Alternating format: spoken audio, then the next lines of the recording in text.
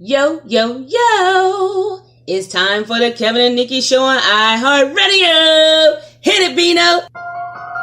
Yeah.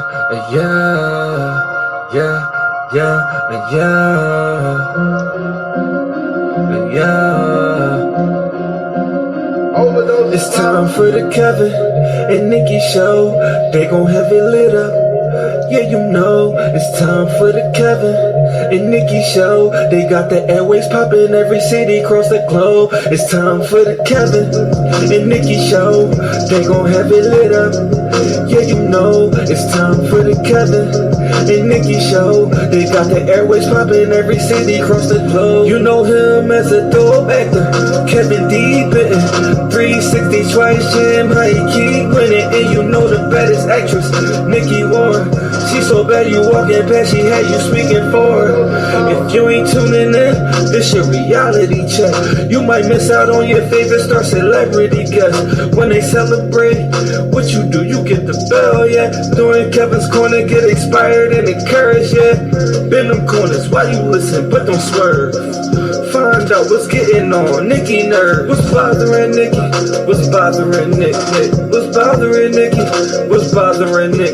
Keep on playing. Me and Kevin goes and we gon' get you hit. Yo, check us out on social media. In your mobile phone, we everywhere. You ever stations played out like a ringtone. Follow me like Bino R-E-M-E-Y. Bino Remy. Pop like Simi. And my flow hotter, thicker semi. Been doing this since I scraped up pennies. But back to the subject, Kevin-Nikee.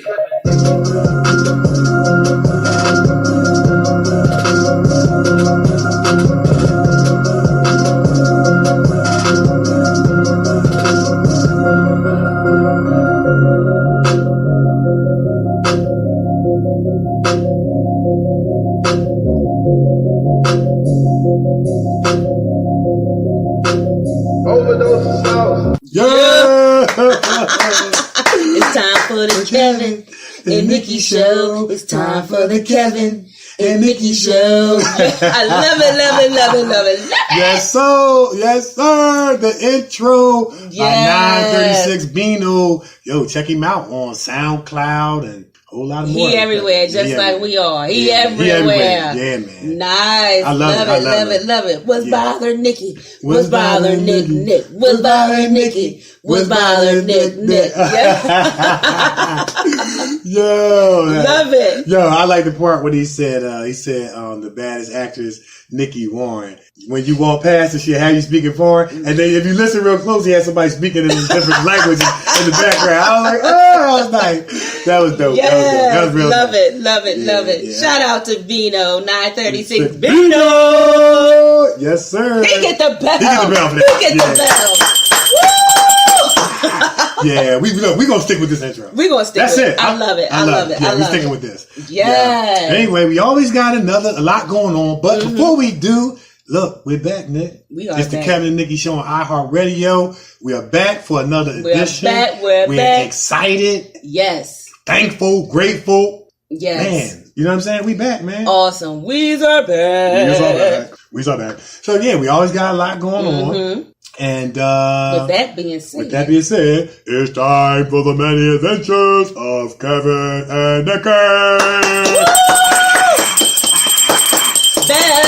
Bell. Yeah. So Nick, look, I'm gonna let you start it off. We failed to talk about some stuff last week. I know, but listen. We gotta go back to last week. We gotta go back. Yeah. Because last week's show we did not talk about the premiere of season 2, Snowfall. Yeah. Snowfall. Shout out to John Singleton. Yes, sir. Listen, I'm telling you right now, this show is fire. If you have not seen season 1, you gotta see season 1 first before you go to season 2. Season 2 starts off with a bang. Yeah. Okay, they have turned this thing all the way up. Not just a couple notches. They turned it all the way up. All the way up. Okay, season 1 was just off the chain. Yeah. You gotta see it. Yeah. I'm telling you, it's like that. It comes on FX on Thursdays. Thursdays at 10. Yes. You gotta check it out. You gotta check this show out. So we were at the premiere of season 2. down at the theater, United it was, Artists, Columbus Boulevard. And let me tell you, it was like that. We were up in the VIP because that's how we do. That's it. That's how up we roll. Up in the VIP. Shout out to everybody who came out. Yeah. Nakia Dillard was in the building. The celebrities was in the house. They were in the house. The celebrities was out. I mean, the Kevin and Nikee show. We was in the house. We was on the front row. Yes. And we were not only going as people to enjoy the premiere, but our main responsibility and focus was as the press. Yes. And so we were up in the VIP section in the front row. Mm-hmm. The celebrities was out. Nakia Dillard was in the house. Nakia Dillard. Lil Mo was in the house. Little Mo was in the house. Mina Say What was in the house. Yes. John Canada Terrell from the 5 Heartbeats was in the house. Ooh, that man. Oh, man. Angelique Marshall was in the house. In the house. And then Rel Dowdell. Rel Dowdell was in the house. And Rel Dowdell was from Where's Daddy? Yeah. Okay. Yeah. Train Ride. Director of Train Ride, Where's Daddy? Yeah. Changing the Game. Yes, he was in the house. It was in the house, man. And I mean, listen, I got the chance to meet Lil Mama on the set of Born in the Game. I played like the club security guard. Okay. It was real featured and everything like that. Yes. And at the premiere, Snowfall, I got the chance to meet Lil Mo. Yeah. So now I gotta do is meet Lil Kim, and I met the whole family. You know what? You need prayer. You need Jesus. Yeah, man. Yeah, it was dope, man. How you gonna mix all of them together like that? Well, everybody was little something, so I figured, they all knew each other. I figured they was all related. But anyway, man, we had some Philly people in the house holding it down from the press standpoint. Yes. Blessing Game was in, my man Tyrone Blessing Game was in there. Was in the building. Chuck Nice was in there. Was in the building. Yeah, doing his thing. And then we had from celebrities in the basement, Miss Karen Weiler and her husband was holding it down. They were covering stories. Mm-hmm. Everybody was getting interviews. And Nikki and I had the honor. Yes. And we're going to go right down the line to interview who we did. We did John Singleton first. We did Damson Idris. And Angela Lewis. And we didn't get a chance to talk to Carter Hudson, but he was there. Yeah. But we started out by interviewing John Singleton. Yes. And one of the questions I started out by asking was the 4th of July scene in season 1, where Franklin Saint, played by Damson Idris' uncle, lights firecracker. Somebody perceived it as gunfire. Somebody called the cops in the scene, and then the cops show up at the function. Yeah. So the cops, of course, getting smart with Franklin Saint's mom, Mrs. Saint, and then of course Damson Idris, who plays Franklin Saint, comes to his mother's defense and says something smart to the cop. The cop kind of charges him and ends up choking him. Yeah. And you hear in the crowd people saying, "Yo, man, leave him alone." They were cussing and profanity, and somebody says he can't breathe. Right. So there was an article written by last year, August 3rd, 2017, by Miss Lindsay Cornick, who kind of blasts Snowfall for trying to bring back the Black Lives Matter, I Can't Breathe slogan back to the 80s. Yeah. So we asked John Singleton, what privilege did we have to ask the director personally? Yeah. And what John Singleton said, listen, I'm not specifically trying to narrow in on a specific theme. My focus is telling the story. Right. I'm telling what's happening out here. Right. This is what's going on. Right. And of course we had the chance to meet Eric Garner's mom at the Jason's Letter function. We did, and she's a lovely lady, a lady of faith, lady of strength, along with the other mothers, Sandra Bland's mother, Tamir Rice's mom. So John Singleton said, "Look, I'm just telling the story." Yeah. And then we had a chance to interview him last year. One of the questions Nikki and I asked him was, "Hey, you've been deemed a risk taker in terms of content." And he said, "I'm not a risk taker. I just tell the story." Right. And then you had a question you asked him about. I asked him what I wanted to know. Now, guys, if you have not seen Snowfall, go and check it out, because one of the questions that I asked him was in regards to season 1, episode 5. Yeah. Episode 5, where there was a rape scene, but it was a guy on guy rape scene. Right. And I asked him, as the writer, director, what made him put that in there. Yeah. And one of the things he told me, he said, hey, this is what happens in our hood. Right. This is what goes on. And he basically said, I want to show people that this is the game out here. Right. And I'm like, wow. He kept it real. He kept it 100%. Now, when you see the scene, it's going to have you sitting on the edge of the seat because it's crimson. Yeah. And you're going to be like, oh my God. I had to get up and go into another room because just the sound of it was just crazy. So check out season 1 first before you shoot on over to season 2. Season 1 is really good. So check it out and check out that scene. You'll see exactly what I'm talking about and why I asked him that question, because normally what you see man on woman rape scene. Right. This is the first time I ever seen a guy on guy rape scene. When I first saw it, I was like, whoa. Yeah. It's powerful, man. Very powerful. It's very powerful. In terms of depiction of a reality. Yes. You know what I'm saying? Yes. And like he said, this is what goes on. It's what goes on. It's what goes on. I mean, we're not stating it nonchalantly, you know what I mean, or in a different way, but it's real. It's real. What I mean? But back to John Singleton, when I was talking about the police scenario and the 4th of July scene, I know he had to kind of keep moving along. Right. So there were 2 other questions that I wanted to ask him. The other question was in the 4th of July scene. I noticed that the character that plays Franklin Saint's dad, he saw the scenario. He never did anything. He never said anything. And then they show a shot of him eventually walking off. And I wanted to ask him what significance was the camera being focused on the dad that didn't do nothing. Was it dealing with the theme of the absent father or the present father, but he's absent in terms of involvement? Right. So I didn't get a chance to ask him that, but I would have loved to have asked him that. And the other question that I wanted to ask him, because I tweeted about this last year, about this particular scene, when the Caucasian cop was choking Franklin Saint, played by Damson Idris, there was an African American cop that pulled up and said, "Ho!" He held the Caucasian cop accountable, saying, "Yo, calm down, calm down." And the question I wanted to ask John Singleton was that strategically put in there for the African American cops to say, how are y'all holding these Caucasian cops accountable for their behavior against African Americans? Yeah. That's a good question. That's a very good question. You see what I'm saying? Because if unarmed African Americans are getting killed, my question is, how do these African American cops feel about this? Yeah. And you really don't hear a lot of them speaking out unless they want to take an African American cop and put them in the forefront of a large social issue to speak to the community, the African American community, because they need somebody that they can feel that the African Americans can trust. Yeah. You know what I'm saying? Yeah. So it was great, man. We had a great time. We also interviewed Damson Idris. Yes. Yeah. His accent, though, is off the chain. Shout out to whoever the vocal coach is that is coaching him. But this young man is from London. He's from London. And you cannot tell. Yeah.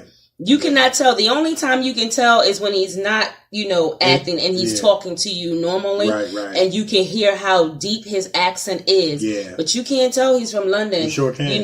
When he's on TV. Yeah. So shout out to whoever it is, his vocal coach, whoever it is. Because they're doing a fine job. And one of the things he said that was so funny when he was saying that they were trying to get him to understand our culture. He said they took him to what was it? Popeyes. Yeah, they said they took him to Popeyes. They took him to Popeyes. Yeah, he talked about the biscuit he dipped in the honey or something like that. He said that joke was good. He said they had him watching Boys in the Hood. He had to get into the culture in order to learn, because that was one of the questions we asked him. He said he found heaven when he dipped that biscuit in the honey.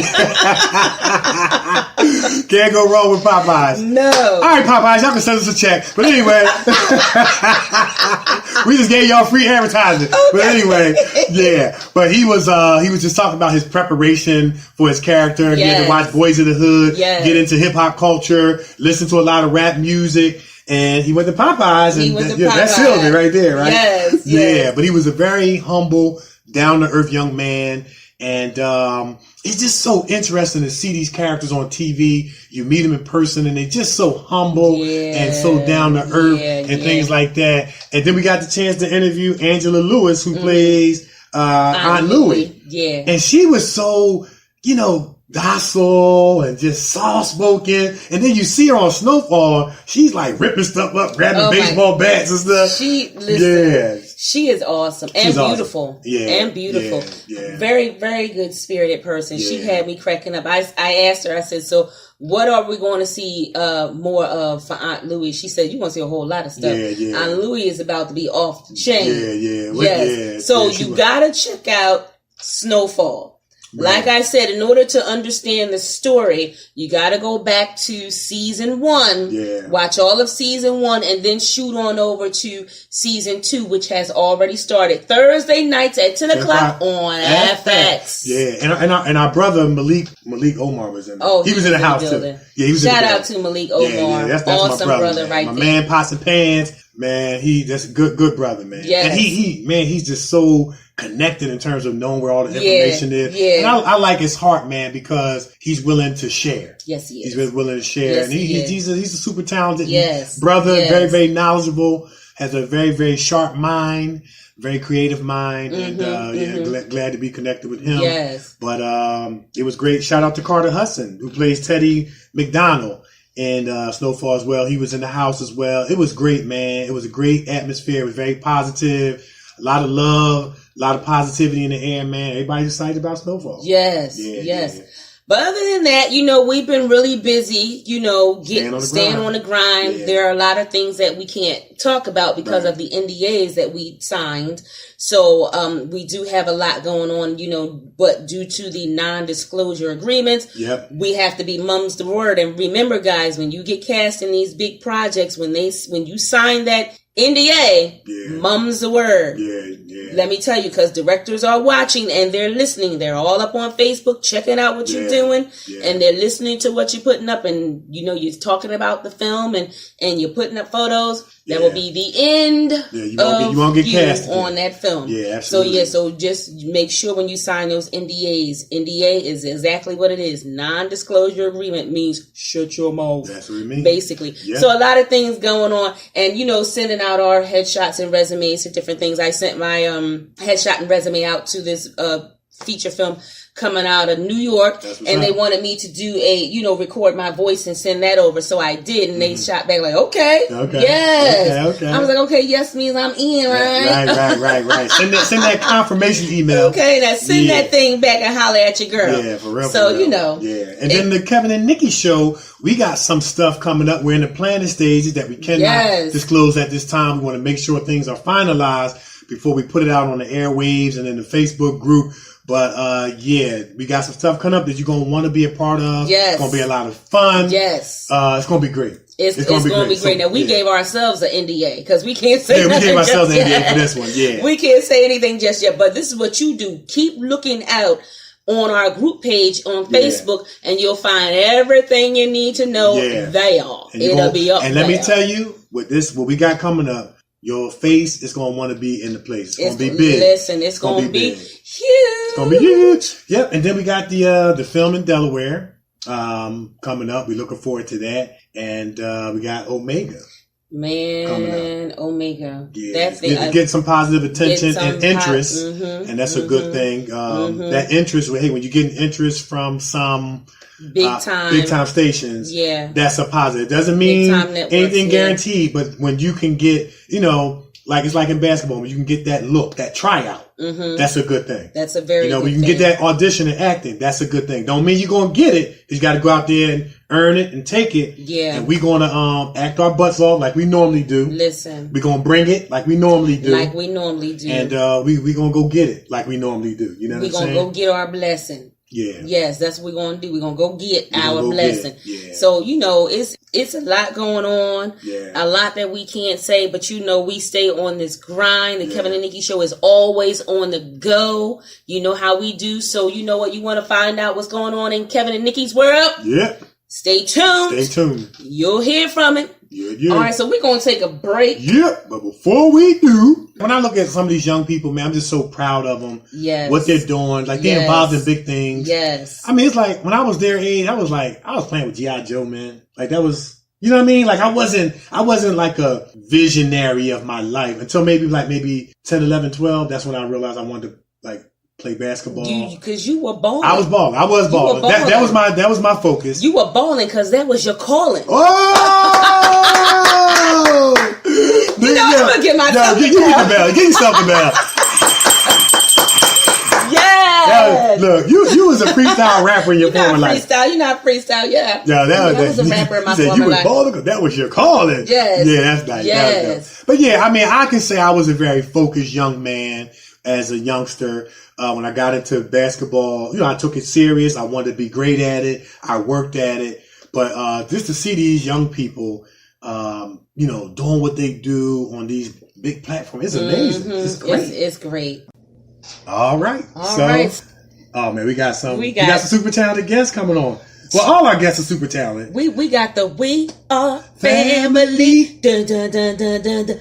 I got all my sisters in me. You left me hanging on that one, man. I was thinking of something different to say. Yeah. Or you could have said, okay.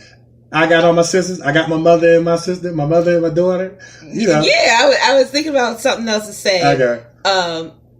So I just dropped it. You just dropped it. I kept it going. But our guest that we got coming up is hot like fire. I'm trying to tell you, it's a mom and a daughter. It's a mama-daughter team. Yeah. And listen. Mompreneur, all of that. Mompreneur, mom actress. Mom is hot. Yes, sir. Daughter's hot. Yeah. Everybody's hot. And they definitely talented. And I'm telling you. Yes. When they see the trailer that they're in. Yes. Let alone the movie. They gonna understand what we're talking about. Yes. Hot like fire. Yeah, definitely hot like fire. I mean, performance.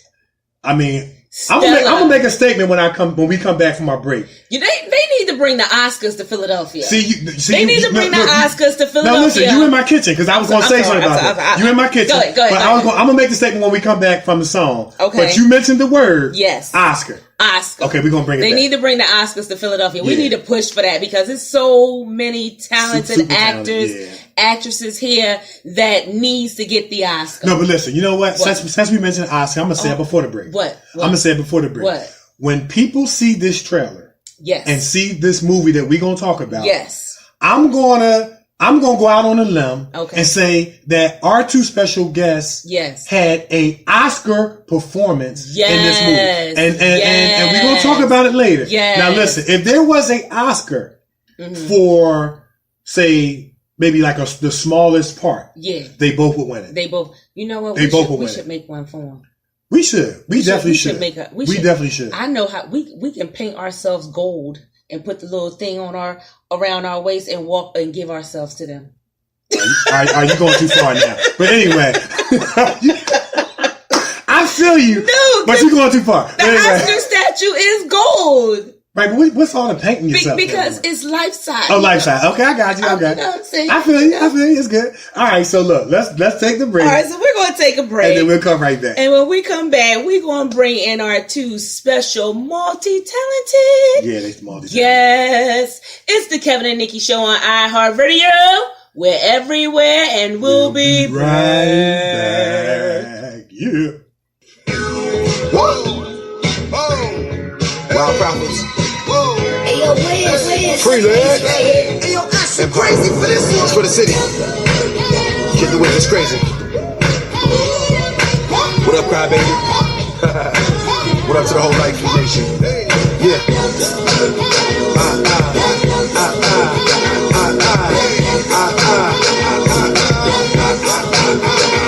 Now put your light feet in. Let me see them shoulders work. The way they hips is moving. Big booties doing the vocal work. I see some bad ones. Bad ones. About to lock in on a hottie. I might grab one. I'm trying not to slither and shorty making my serpent ride. Snakes out for certain they hurting. I see it in their eyes. Versus got them singing this kid a whiz. Sounding like the Starboy shutting down All-Star Weekend. Sharks in the water. I'm swimming straight to the deep end. You tweaking. Won't depend on cosigns. Diamonds in the rough. We in the city of coal mines. No pads of gold mine. Coming at you fabricators neck like a clothesline. Ready for the sunshine. New superstars on my feet. You see the the way the sun shine, ain't no other good than earning it with my brotherhood. A, B, C, everybody eats. I'm an alphabet, these characters do not compare to me. Already earned my stripes, I'm the referee, I can be a freak. I'll show you, don't you tell on me. Love coming down before I hit the stage. That SOBs ain't know what's up next. I'm on now. New York City, we all in it. Now it's time to go all out. Hey, now really rock with it, rock it on the top with it. Have a waffle for your breakfast, we ain't never stopping with it. Let's go. Rap. What you said, Wolf? Yeah. Louis. Rap. I get it like, yeah. Check. Work hard, but right, you make it glitter, baby. Twitter, maybe. Nah, that's for the birds. No DM, I'll catch you with the birds. That's live in action, passion, lights flashing. Sorry, Miss Jackson, nothing took for granted. I'm the new guy, don't you look at my Janet. Poetic justice, just trust, I do you justice. Don't rush us, this mustered up the courage to catch up. You struck with that mean walk, like don't talk. Outline, that's no joke. Those guys thirsty, I'm worthy, no mercy. Birdies won't hurt me, nah, I'm too flirty. I tone it down for you. Brands for two, got it fast, slowing down the sound for you. No cabins, less Paris, and he say, she say. Couldn't buy a time, but they take on eat, baby. We say it's all good, living the life. We just vibing to the sounds, we just giving you life. Get it light, too smooth, polite. My team so heavy, it's outright. The hype fell down 5,000, they come back vicious. Flavor of your love, girl, that ass delicious. Twisted, you got me keep sweating you. So those dimes in the crowd ain't a threat to you.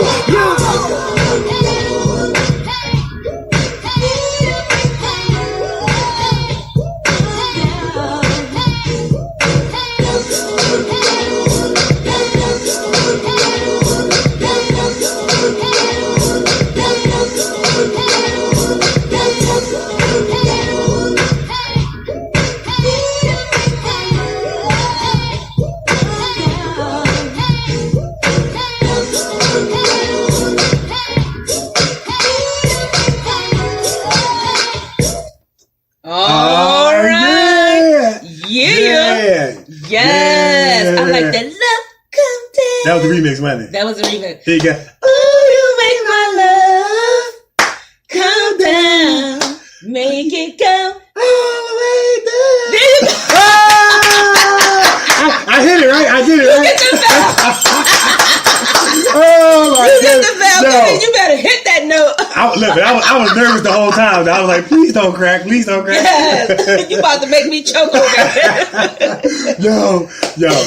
Oh man. If you asked me to do that again, I probably couldn't do it. Like I probably couldn't do it for the rest of the night. You hit it. I hit it. Okay, you cool. hit it. You know, you hit it in the falsetto version. I got you. I hit it. Well, Nikki said I hit it. Yes, she's a singer. I'm not. But I make my attempts. You did that. You did it justice. You know, I'm proud of you. I'm gonna give it to you again. I'm gonna give it to you again. Yes, you better exercise those chops, exercise those pipes. That's right. I'm gonna tell you what it was. What? I just got finished eating Mike and Ike's. See, that's what it was. So what the Mike and Ike's gave you? It helped my vocals. Gave you energy and power. It gave me a little bit of energy. Oh my god! All right, Mike and Ike's, y'all can send us a check. Anyway, right now. We gave y'all some free advertising. But anyway. Get on my listen, nerve. man. Listen, we are entrepreneurs. Yes. But anyway. Yes. Look, we back. Yes. Listen, it's the Kevin and Nikki Show on iHeartRadio and a whole lot more. We are back and we are ready to introduce our special guests. We got two special guests. Mother and daughter. Dynamic duo. Turning it up. Burning up the camera. Going all the way up. All the way up. All the way up. Nothing can stop them. All the way up. All right, here we go. We be losing our focus every now and then, but we just having so much fun. But anyway. Yes. I'm talking about none other than the Millers. Yes. You know what their name remind me of? What's that? You ever seen that movie, We're the Millers? Oh, We're the Millers. Oh, yeah. We're the Millers. Yeah. That's what they remind me of. I'm talking about none other than Romona Miller and her daughter, Kabera Miller. Yeah. Now, listen. Both of them are burning up the camera in their own right. Yes, Romona Miller plays Robin Carr in Chase Street. Yeah. And then what lie inside, she plays Sarah as Romona Smith-Miller. Like you know you're nice when you play as yourself. You know what I'm saying? We got to talk about that. Yeah. How do you play yourself? Well, in my first short film, I played a security guard as Kevin-d-benton. You did? Yeah. I don't know what the stipulations are, but that's what it said. All right, but we got to talk about that. But it must be something good because when you get to play as yourself, that's nice. So, because I want to know that. You want to play as Nikee-Warren? Does some extra acting go into that? Maybe. No, I don't know. I don't think any extra acting goes in. I guess it's just the significance. Okay, I want to talk to her. How do you play yourself? As yourself. Yeah, we want to talk about that. But listen, she also was in Women's Playground as Rhonda. Okay, and you check that one out right there. She played Breezing with Berman, winter, what's that? Solstice? Special 2 was a TV special, whatever it was special. Yeah, it was special because she was in it. Yes. But anyway, and last but certainly not least, her and her awesome talented daughter plays Jason's Letter. It's going to premiere September the 1st. On the Stars Network. 9 o'clock. Saturday, September 1st.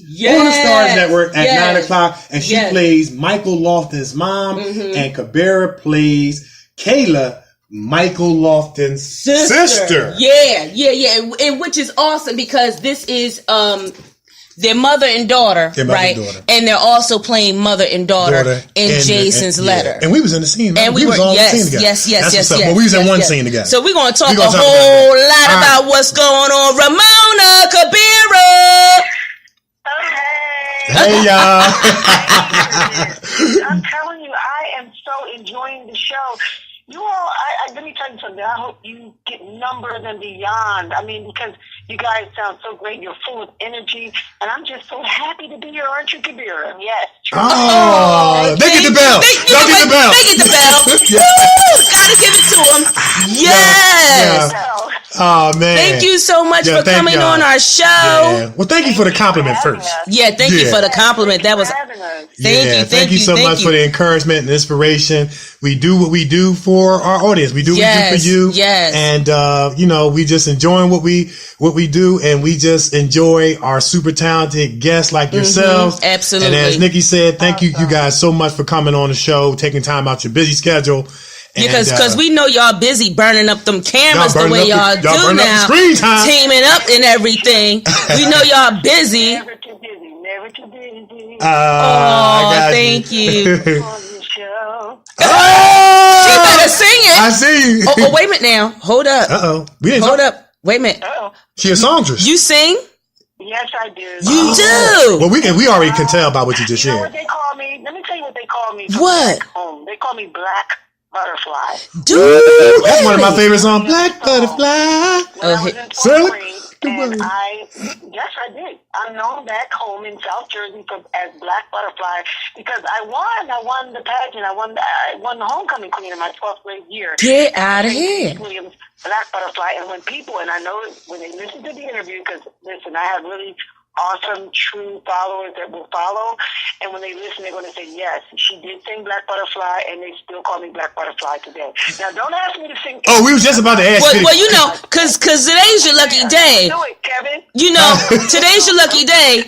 It's so awesome that you know that you're on the show. And I'm not going to tell you all the years. So. You know, today's your lucky day. It's so awesome that you know that you're on the show and everything. Because today's my birthday, so you know you can. Happy birthday. Yes.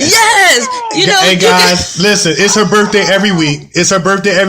She asks all the guests every week to sing happy birthday to her. So be strong and don't do it. But we was going to ask you to sing a little bit of Black Butterfly if you don't mind. Oh my goodness. Let me see. Oh my goodness. Morning light, so can dreams take flight. As the darkness gives way to the dawn, you survived. Now your moment has arrived, and now your dream has finally been born. Nice. Black Butterfly. Come on, nigga, join in. Oh, I ain't gonna sing no more. Oh, we was about to join in. You know what? We was about to join in with you. We were gonna hit the chorus. That was awesome. Nobody has gotten me to sing this song. Oh, thank you so much. Oh, thank you so much. We feel so honored. So, I never sing it. thank you. We feel so honored.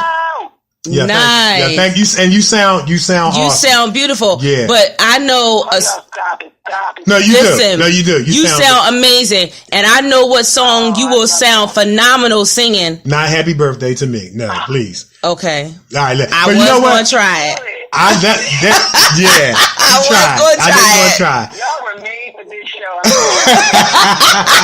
I was going to. Okay, I ain't going to do it. No, but seriously though, Black Butterfly is one of my favorite songs. Yeah, I love that song. My Aunt Lil, that was one of her favorite songs, and she would play it all the time. And it's just that's one of my favorite songs. Yeah. Yeah. And now, you really did do an amazing job, I'm telling you. Now, normally, normally the pipes are passed down. You know, the mother have the pipes, so the daughter gotta have the pipes too. So, Kabera, what you got? Can you sing, Kabera? Not singing. What? She said, staying in her lane. Oh, she gonna stay on her lane? Okay. Can you rap? Not sing. That was stereotypical, Nikki. What? She can't rap. She might. Kabera, stop. Listen, we ain't gonna tell nobody. She in front of her mom. She not gonna rap. We ain't gonna tell nobody, Kabera. She gonna leave that to me. She gonna leave the rapping to mom. Okay. All right. So she don't have the pipes. I got all right. you. I got you. Okay. Well, you know what? That's a good thing to just know what your strengths and you're not so strong. And she said she was going to stay in her lane. So, she get the bell for staying in her lane. She get the bell for staying in her lane. For staying in her lane. Some people be all up in everybody else's lane. Right. But you know something? I know something. But I know something that they both can do. What? And that's act. They can act. So look, yes, we want to jump right into the interview. Let's jump on into it. Yeah. So, I mean, you guys are phenomenal. Phenomenal. And you work you work so well together. So, you know what? I'm going to go with my questions a little bit out of order. So, Kabera, I want to talk to you first. Mm-hmm. How is it working with your mother on set? Mm-hmm. I think that it's an advantage because, I could talk to her about, how to go about things. It's my mom, so there's a connection there. So it makes it easier to act, especially playing her daughter. It was a really good advantage. Mm-hmm. Absolutely. Now, y'all rehearse at home a lot? Yes, we do. We go through lots of practices, lots of tips, lots of, just inspiration, all of that. That's what's up. Mm-hmm. Awesome. Now, listen, I ain't going to tell nobody, okay? Is she hard on you? Is she hard on you, Kabera? We ain't gonna tell nobody.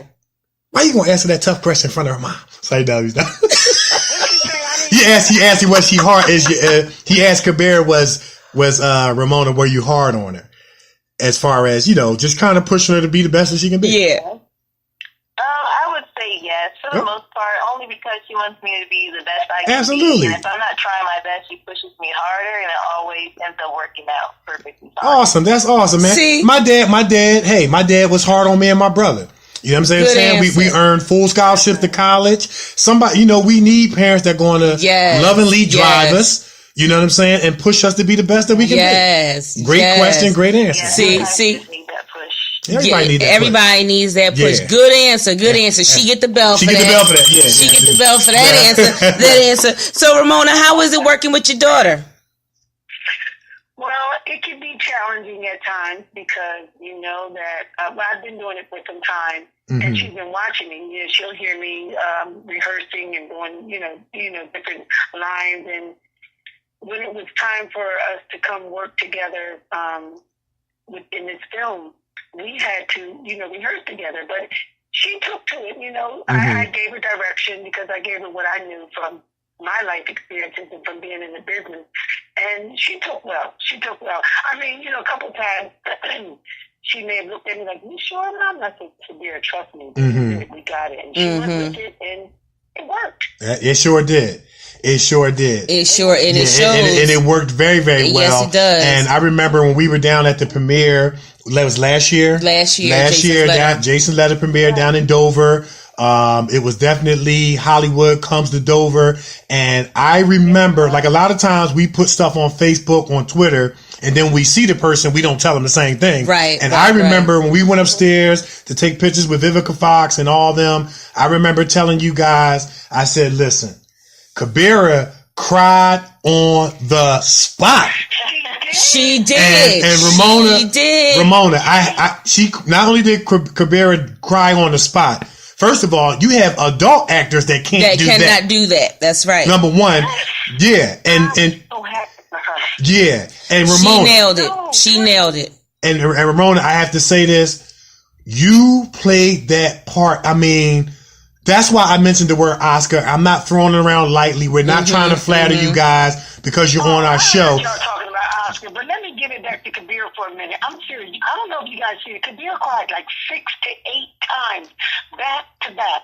I could never do what she did at her age. Absolutely. Yeah. She really brought it. She did. She really did. This little girl. She really did. She really did. She really brought it. She did. She really. I heard y'all talking about the Oscars. I was laughing because we weren't on yet, so y'all couldn't hear me. But I was laughing so hard because I heard y'all talking about the Philly Oscars, and Nikki said she's going to wear all gold. Yeah. You guys are amazing. Yeah.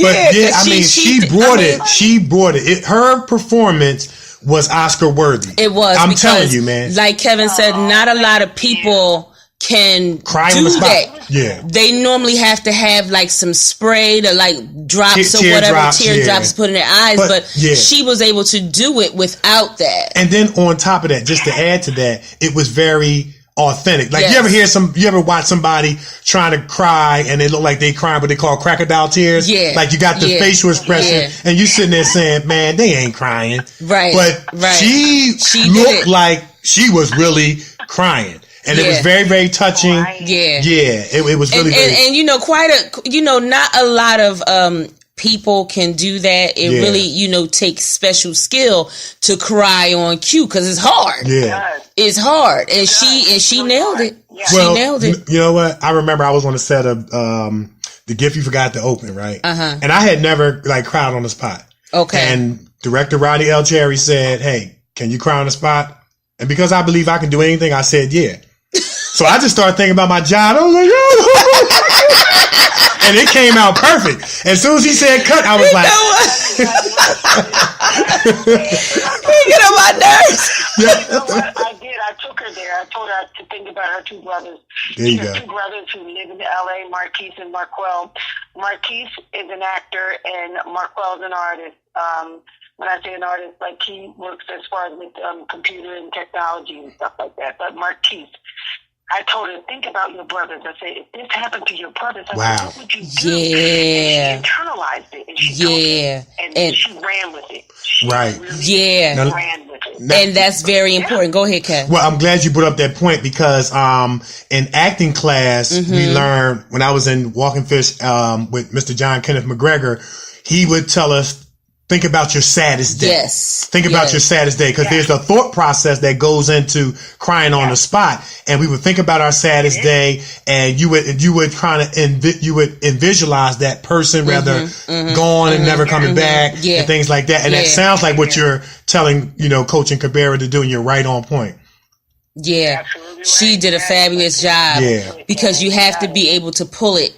And it has to be believable because acting is being the best believable you, and she was the best believable her. Absolutely. Absolutely. And we're going to post the trailer in the show page prior to you guys airing. Yeah. And so people can super talented, awesome cast. Vivica Fox, Claudia Jordan. The Philly cast, Nakia Dillard, Paul Anthony, Lasardo, Quentin Aaron. Yes. I mean, everybody. Kevin-Nikee is in it. In the building. We're in the building. Yes, y'all did a good job too. Thank you so much. Thank you. Yeah. Yeah, I mean, you know what? It was awesome being on the set with everybody. Everybody was so nice. It's like we became a family. A family, yeah. And that short, that little bit of time, we became a family, and here we are today. Yeah, I know. The Kevin-Nikee Show. Wow. Oh, I know, man. Thank you. She get the bell. She get the bell for that. She get the bell. She get get the bell. Yes, she get the bell. Gotta get it. Yeah. Gotta get it. Yeah, but we got to talk about our scene because we all was in the same scene. Yeah, with Kabera, right? Kabera, yes, that was hilarious. Oh my God, that was hilarious. What was that? So, the detention scene. Yeah, we played in the detention scene. Ramona was in there. Kabera was in there. Me and Nikki were two of four parents. Yeah, and basically, what Terrence Takeem said, he said, "Look, here's where actors are made." Yes. Because it was originally supposed to be a parent-teachers associated meeting, but he changed the scene. Yes. So he said, listen, I'm going to sign each and every one of y'all a child. And the guy who was playing my son was the awesome and super talented Fritz Laporte, who we're going to have on the show. Yeah. And I got to give a shout out to these kid actors. Kabera, Fritz Laporte, Jamal Manigault, Jabez Grid, Nia the Artist, Prescott Elliott. Yes. Did I leave anybody out? No, you hit everybody. I think that these kids are talented. Yes, they are. Oh my are. Goodness. They were awesome. They were awesome. No, but my funny moment is when we were in the detention scene and we had to fuss out the children, because they were in detention, and Kabera was looking at me like, who was talking to? Give us something. She gave me this look like, who are you talking to, lady? You ain't my mama. I said, say something. She was like, It was so funny. Yeah. Oh, it was hilarious. It was so funny. It was so funny. Yeah, it was. It was a lot of fun. And so Terrence Takeem said, all right, action. And he let us do whatever we wanted to do. And I said to myself, this is going to be easy. Because I remember my mom coming up to the school, my dad coming up to the school, and coming into the classroom. So I just reenacted what they did. You know what I mean? Listen, I didn't want my mom to come up to the school, so I stayed good. You stayed good? I stayed good because I didn't want that. Because, she come up, the switches will follow. Okay, yeah. Okay? Yeah. I hear you. That was switch era. Okay. Go get the switch off the tree, and don't come back with the little switch either. You know what? I always thought that was wrong for them to go tell you, go get the switch to beat you with. So I would go and I would pick the smallest switch. And then they would tell you go get another one and wrap that one around the other. She would plant it. Oh yeah, that's what I'm saying. All right, we're getting off focus anyway, which we do from time to time, but But I got a question for Kabera. What made you? I'm sure your mom was an inspiration to you and encouragement, as you already stated. But what kind of made you want to get into acting? Like, I've always liked the whole perspective of acting, like playing someone that you're not, taking the body and the mindset of another person, a made-up character. I always thought it was cool how you could just create someone just like that and just give them a face. Wow. Nice. That was a mature answer. Right like how she said it. Create a character and give it a face. That was mature right there. You better. You know what? She gets the bell. She gets the bell. That was very good. She gets the bell. You better go ahead, Kabera. Listen. You better do it. We might have to have her teach acting class. We're gonna have to have her teach acting class. She's saying some mature dialogue. Yeah, you better go ahead with your mature self. Yeah. And Ramona, what made you want to get into acting? Well, I was in a play a long time ago. I ain't gonna say long time, but it was a time ago, and I was called Lucky Lips. Okay. Lucky Lips. Lucky Lips was the name of my character. I'm not going to sing the song. Don't y'all ask me to sing it. I know the song too. It's a gentleman by the name of Kevin, and Kevin used to put on community shows here in the community. Okay. And ever since then, I wanted to keep on going. We toured Trenton and all around South Jersey, and that's when I caught the bug. Mm-hmm. I caught the bug, and I wanted to keep going, and that's what I did. I kept going. I never stopped. Yeah. Wow. It's addictive. Like acting is really addictive in a good way. Yeah, because it really is. It is because she playing herself in one movie and now she got Lucky Lips on in the theater. We got to talk about this now. We got to talk about this. But I've done a lot, since then, and all through school. Nice. Through middle school, through elementary, through middle school, through high school. Mr. Ben White, Miss Myers, they were people that were the influence behind me wanting to get involved in the arts. Mm-hmm. They really were. It's a book that a gentleman named Mike Santiago put out, and it's The Future Legends, the legends in Camden, New Jersey. and he asked me to be in this book, and I said, "Are you kidding me? Wow." Me? And I was able to tell him like my life story from starting from when I was 6 years old, singing in a choir, and then Miss Myers, Martha Myers, heard me singing at a church, and she said, "Oh, that girl needs to be on my choir." So I went to Bonneville School, and I was on her choir, and from there, I went on to Hatch and with Mr. Ben White, and then I went on to Camden. I mean, it just was one thing that snowballed, one thing after another. You know, once you get involved with one project, you meet other people, and they say, "Oh, yeah, this is going on over here, this is going over there," and it just kept snowballing. I've known Terrence over 25 years, you guys. I don't know if you knew that or not. Wow. Terrence had Players Club. Yeah. Oh, no, I've known Terrence for a long time. Very nice. talented. Yeah. He sure is. I mean, my hat goes off to him. Yeah, he pushes really hard. Yeah, absolutely. Yeah, he sure is. And I love the fact that he's not afraid to touch on sensitive content that's going to generate not at all. Conversation. And it's going to foster attention, like a Jason's Letter. Yeah. You know what I mean? Yeah. That right there is just awesome. Now, you've done some other things, like you've actually, like we've said before, you played yourself, What Lie Inside Sarah, as Romona Smith-Miller. Tell us a little bit about that one. Well, What Lies Inside, the reason why they had me play myself is because I was an aunt, and I was an aunt to a young lady. And she was going through a lot, so I was there to console her. And they said, "You would be good at consoling someone." And I said, "Really?" They said, "Yeah, we see you as that person." So I went to Delaware. I didn't know anybody, and this film had to be done. I think it was a film festival they were entering. It had to be done in like 24 hours. I think. Wow. I forgot the name of the festival. Because once I do things, I really do. I do it, and I move on. But it had to be done in 24 hours. So I drove to Delaware, and it was a really beautiful home, and I went in and we played the character, and it was nice. It was a short. Wow. Okay. I was in, and I was out. Wow. See, that's what I like about film. She did that one take Drake. Yeah. That's what I like about film and TV. You know what I mean? You know your lines, you go in, you do your scene, and you roll out. You know what I mean? You out. She said, "I went in there and then I was out." That's it right there. One take Drake. One take Drake. Yes. One take Drake. And you keep on moving. You keep it moving, and you say next. Right. And I'm like, what's next? That's right. Nice. Absolutely. Nice. Absolutely. So, Kabera, tell our listeners a little bit about after Jason's Letter. What are you doing? Well, after Jason's Letter, I tried to take, a break to find myself on what I really wanted to do as far as entertainment, like modeling, more acting, just try to get myself out there with promotion, stages, stuff like that, hiring my profile. Nice.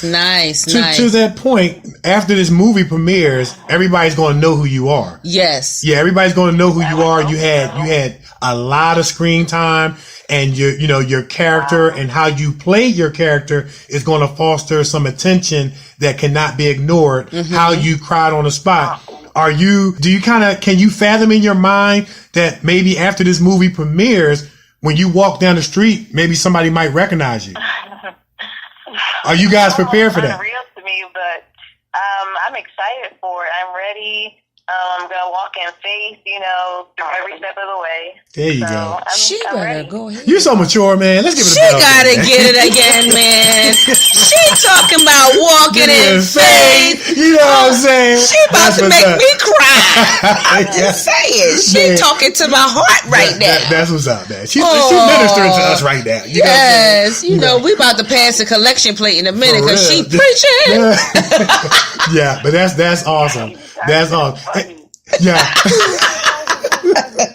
Yeah. And how about you, Romona? A lot of people know who you are through, singing and through your theater, your acting. But after this movie, people, I don't think it's going to be a place you're going to be able to go where they not recognize you. And then how this movie is going to loop over and over again. And you know how the cable do. 1 minute is on Stars and next 1 minute is on HBO. From your mouth to both of your mouths to God's ears. That's what I always say. There you go. Yes. Your mouth to God's ears, because, and that's for all of us. Yeah. You guys are out there, you're pounding the pavement, you're putting in the time. We're all putting in the time. Right. It's what we love to do. So I wish the best not only for myself and my daughter Kabera and many other up-and-coming actors, but for you all as well. For the show and everything that you do. I love it. I mean, I wake up and I breathe acting. Yes. I cook. I have I'm on my channel every now and then. I'm going on and I'm cooking.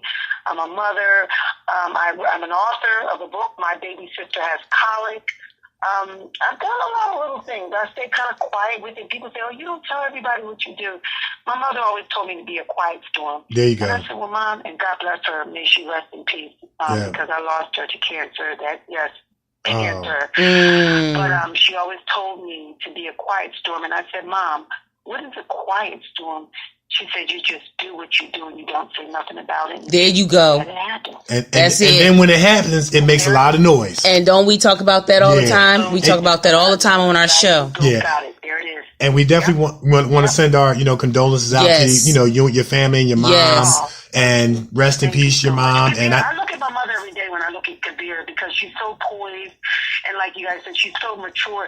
I see my mother when I look at Kabera. So she's still here with me. Yeah, she's smiling on you both right now. And she's proud of both. Proud of you. Yeah, she's smiling on you both, especially her granddaughters. Seeing her do big things. She's smiling, right? She's so happy right now. Yeah. Well, look, can we talk about you've written a book? We want to talk. Is it okay if we talk about the cooking show and the book? All right, let's talk. Where we want to start? Want to start with the cooking show? Or the book? I want to start. I want to start with the macaroni and cheese. Come up with easy recipes for moms because sometimes I have a lot of friends that say, "Oh, I don't know what to cook," and I just tell them easy recipes that they can get done in less than 10, 15 minutes. Voila, and it's on the table, and it's going to be mon appetit, as I would say. Yes. So it can be really quick. So the book is a cooking book. No, the book, no, because see, Kevin, I'm all over the place. All right, well, let's stick with the cooking first, and we'll get to the book. Now, the book is called My Baby Sister Has Colic, and guess what? Okay. Guess who the book is about? Who? The book is about Malaysia and Kabera. It's from the eyes of Kabera's other sister, Malaysia, because both of my baby girls had colic. Are you guys familiar with colic? I'm familiar with it, yeah. It's when a baby cries all the time. Yeah. Right. From 1 month to 3.5, maybe 3 months. Yeah. And both of them had colic. So we showed the techniques, me and my husband, that we used to stop the baby from crying. Nice. The baby in the book was Kabera. Oh, nice. Well, I probably had that. Kabera, you famous. My baby.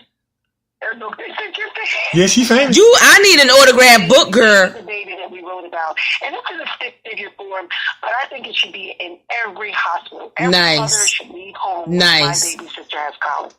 Wow. Nice. Well, I probably definitely had that. It shows you different techniques. I mean, people are throwing their babies out the window. God forbid they really hurt their children, their babies, because they didn't know why they were crying.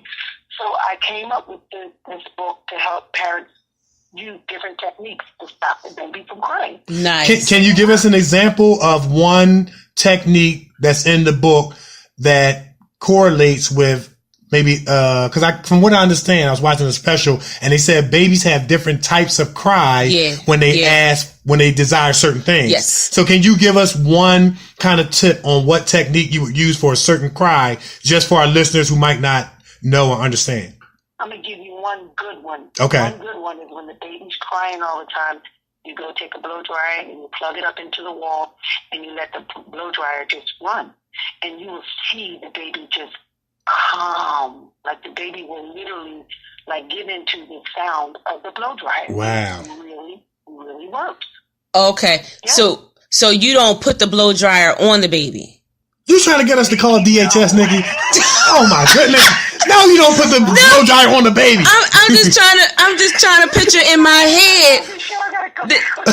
No, I'm trying to picture in my head. She's talking about the sound. Oh, so the blow dryer is away from the baby. It's away from the baby. You just plug it up and you let the sound soothe the baby to make it stop crying. You gonna let them? They gonna call DHS on us, man. Listen. All I saw in my head. Let the sound. Okay. All I pictured in my head. Right. Right, they do work.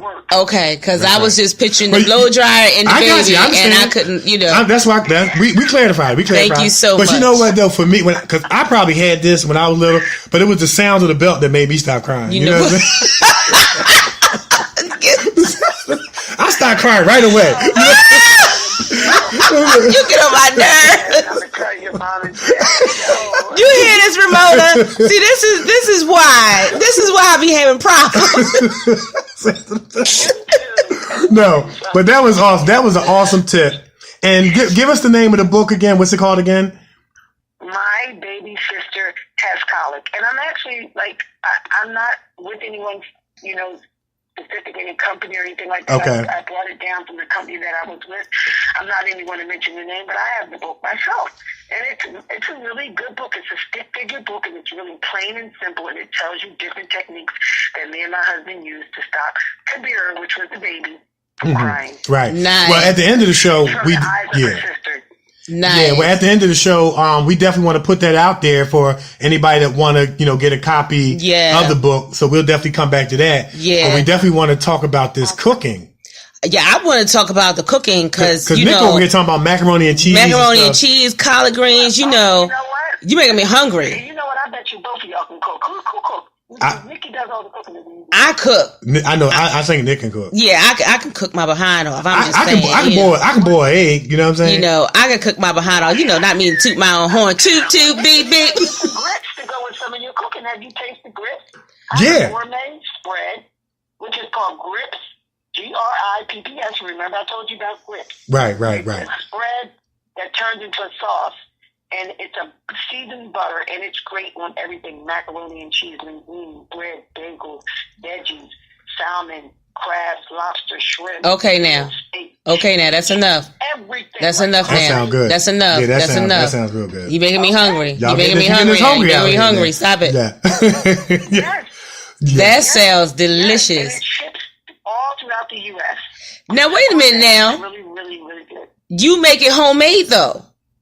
Yes, but remember I told you since I was 16 years old, I didn't tell you how young I was now. So this is the time that it's finally on the market. Wow. Nice. This is the time. I had to wait.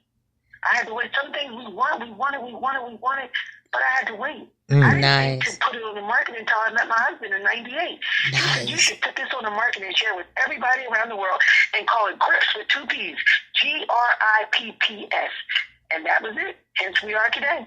So wait a minute. So this is in supermarkets that people can get, and this is what you have made. Yes.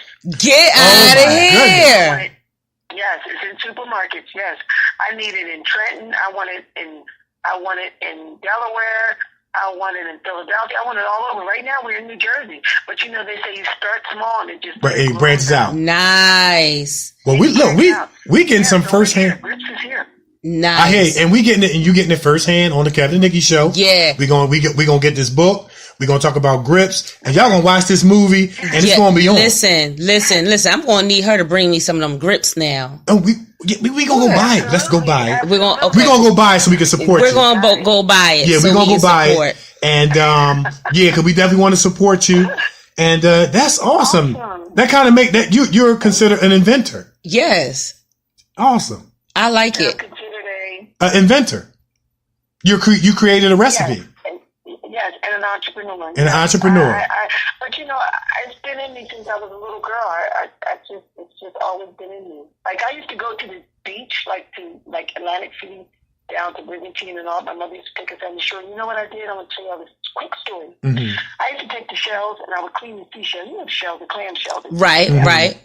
And I would clean them out and I would sell them as ashtrays. 25 cents. Wow. Yeah. Yeah. There you go. Yeah. That's the entrepreneur mind. Yeah, I can see that. I can see that. Antiques that were down in the basement, and I sold them to everybody on the block. And she made, you talking about that switch? She got that switch, and she got the biggest switch that she can find, and she made me go to every neighbor on the block and get all of her antiques back. Things. I stole her antiques that were in the basement. What? And sold them. Shells from the beach. Wow. I was wow. I had a paper route. I did the paper. I worked at Burger King. I mean, I'm an entrepreneur. I have an entrepreneur spirit. I can't sleep sometimes because I'm always coming up with different ideas. Yeah, yeah, awesome. True businesswoman. True businesswoman, true entrepreneur mind. That's awesome. I love it. You guys are so multi-talented, and I got to give a shout out to Pop Smith. I had a chance to meet him down at the premiere. He had his sunglasses on, cool. You know what I mean? He was in the building with you guys, man. So I want to give him a shout out as well for just holding everything down. That is just beautiful. Yeah, that absolutely. Is just awesome. Y'all a beautiful family. Yes. You guys now, are I have family. one more question. My question is. Miller. I'm Smith-Miller on Facebook. Romona Smith-Miller. He's Miller. Gilbert Miller. Okay. Yeah. Shout out to Pop Gilbert Miller. Yes, sir. Yes. Cool Pops, man. He was on the red carpet. Had a son. You know what he tells me? When I say I want to fly, he says how high. There you go. True motivator. There you go. That's it. It's nothing like a good husband and wife team. Motivate each other. Yeah. Fabulous show that you guys have. Oh, we try to motivate each other. You know. We try. You know what I mean? No. Me and Nikki's. Yeah, we encourage and inspire each other. We do. Yeah. And that's awesome, man. To just have a husband that's going to be there to encourage, inspire. And but I remember when we finished the premiere, we came outside and people were trying to take pictures with you guys. He was like, "Look, it's time to go." You know what I'm saying? I said, "That's what's up, Pop." Everybody knows him for that. He's like, "Okay, it's time to go." Yeah. It's time to go. This is the last picture. Come on, it's time to go. That's what's up. Nice. We had a great time, though. We had a great time. I mean, like I said, it was an awesome cast, and I would work with you guys over and over again because everybody came together and it just worked. Yeah, it did. It just worked. Like you said, we became a family, man. We became a family, and I think that all of us were trying to use our artistic ability and talent to be a part of a solution of a major problem. And on top of the fact that we love acting, this is our passion. This is what we do. This is what we live for. Yeah, absolutely. Yeah. Love it. Yeah. Love it. Well, listen, guys, we done it for free, and we do it for free, but we want to get paid. Absolutely. Hello. Amen to that. We should get the bell for that one.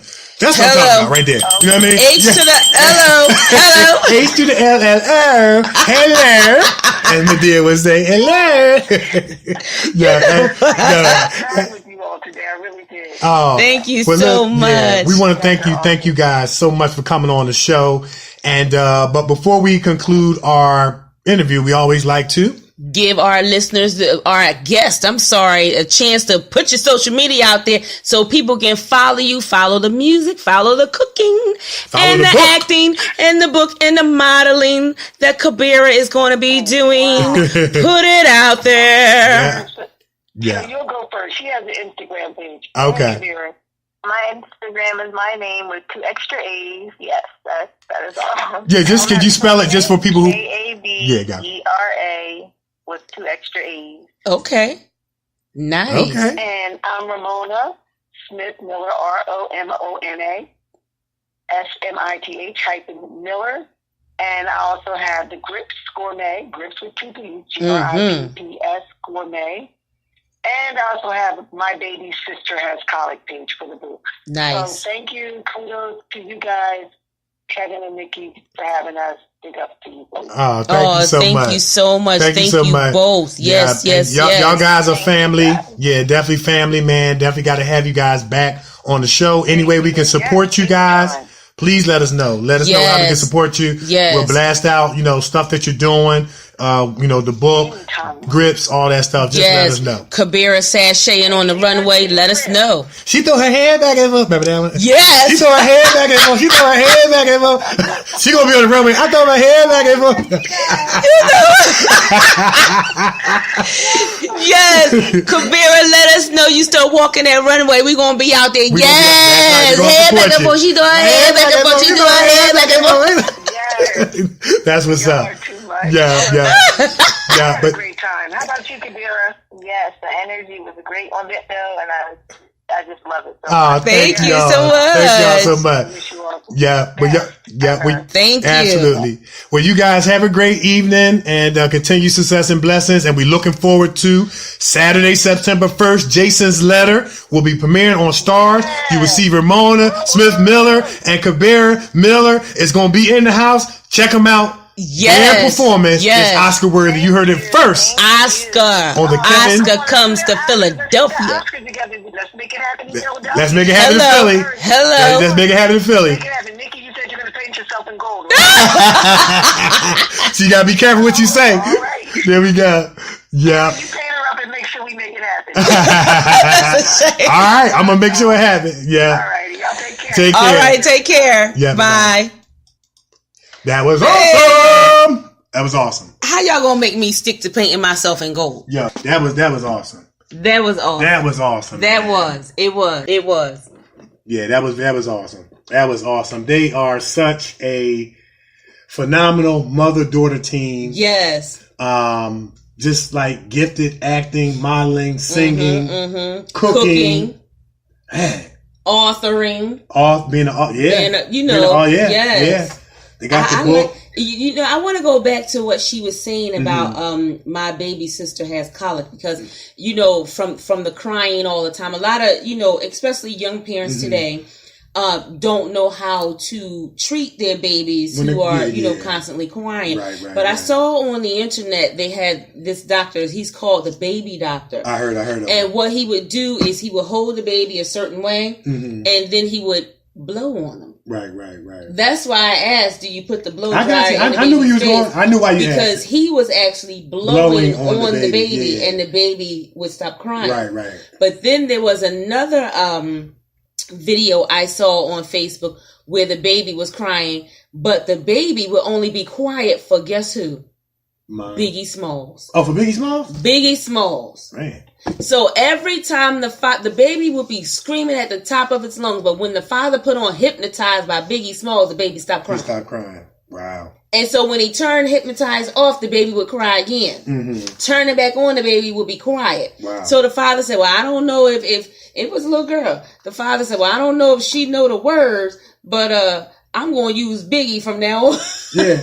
It was so cute. Maybe she was hypnotized. Everybody would love. Maybe. Man, but that's deep. But the thing about it is, it's finding what works. Finding what works. And constantly yelling at the baby is not. It's not going to do it. It's not going to do it. Constantly shaking the baby. Sit down. Shut up. You're yelling. The baby's yelling. It's not going to work. Yeah. Find what works. Find the reason.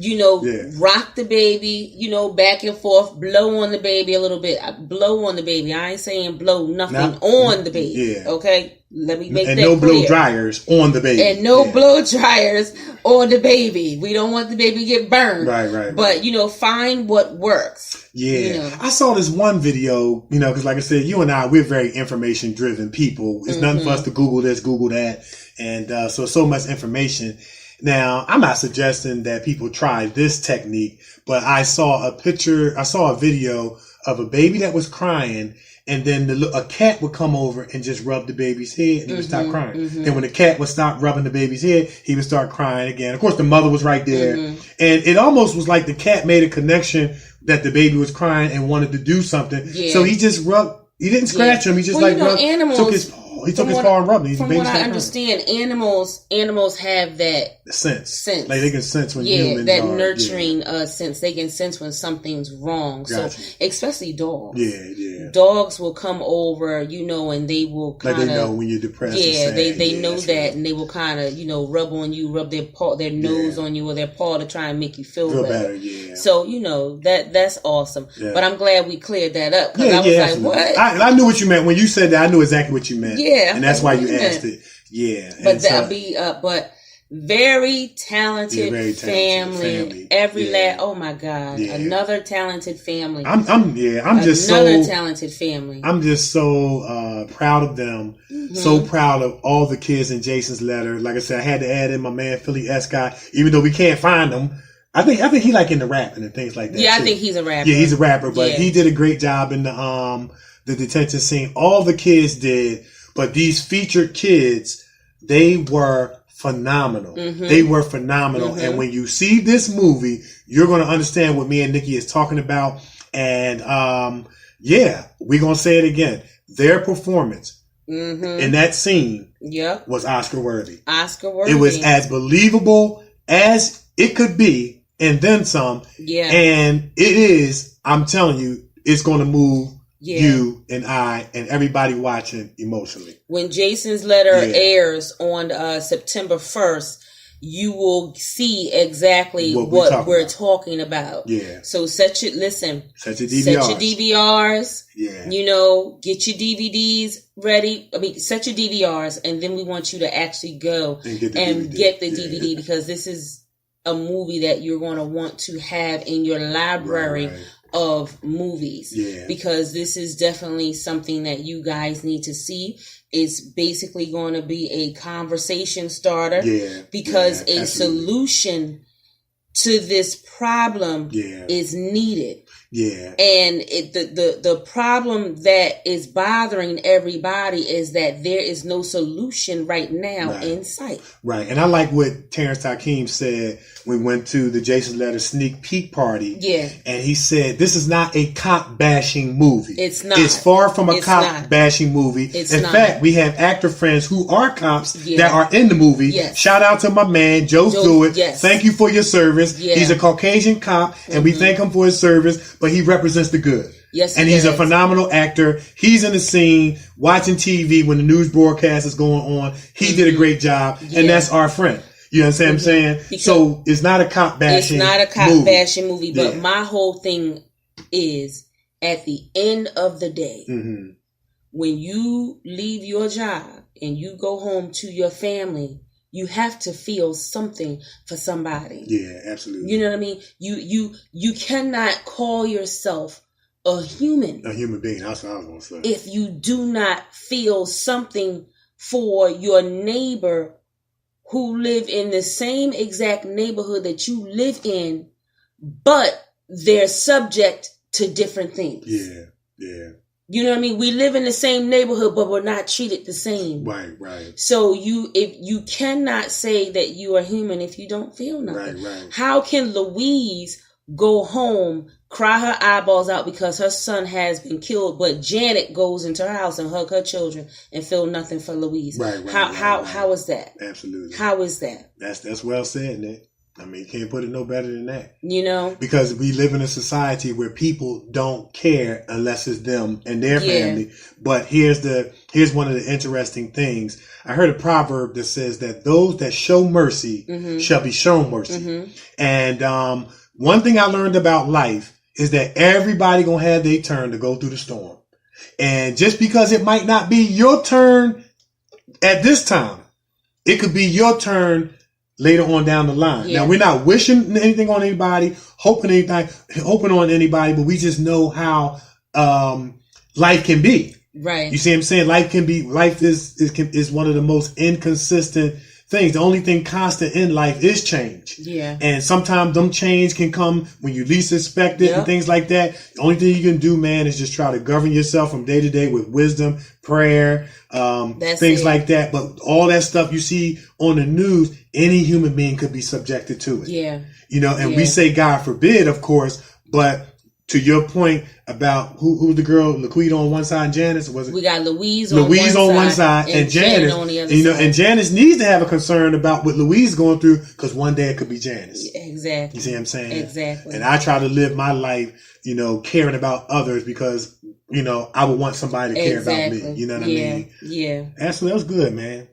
Well, so we're going to move right on into it. Well, we got what? News and sports. All right, let's start out with sports. So in sports, the WABA women's professional team called the Dynasty took on the Steel City Queens and lost 71-64. Our friend, director, multi-talented ball player, Jessica J. Stoles did her thing. She shot 4 for 6 for 9 points with 1 3-pointer, had some rebounds, had some steals, and some block shots, brought a lot of energy and a valiant effort. The Dynasty put up a good effort. It was a good game, and it was fun to watch. So, yeah, the Kevin and Nikee Show was in the house enjoying the festivities and covering the story and supporting our friend at the same time and having a good time. But however, it was 8 against 5. I wasn't going to say it, but yes, the referees were from Foot Locker, sad to say, and it was definitely 8 against 5, but the Dynasty put up a valiant fight, but it was tough to win under those circumstances. Them refs were cheating. Yeah, man. they were. They were cheating. Yep, absolutely. All right, so in other news, LeBron James just opened his school for at-risk kids called I Promise. Nice. And it is a big thing going on down in Cleveland.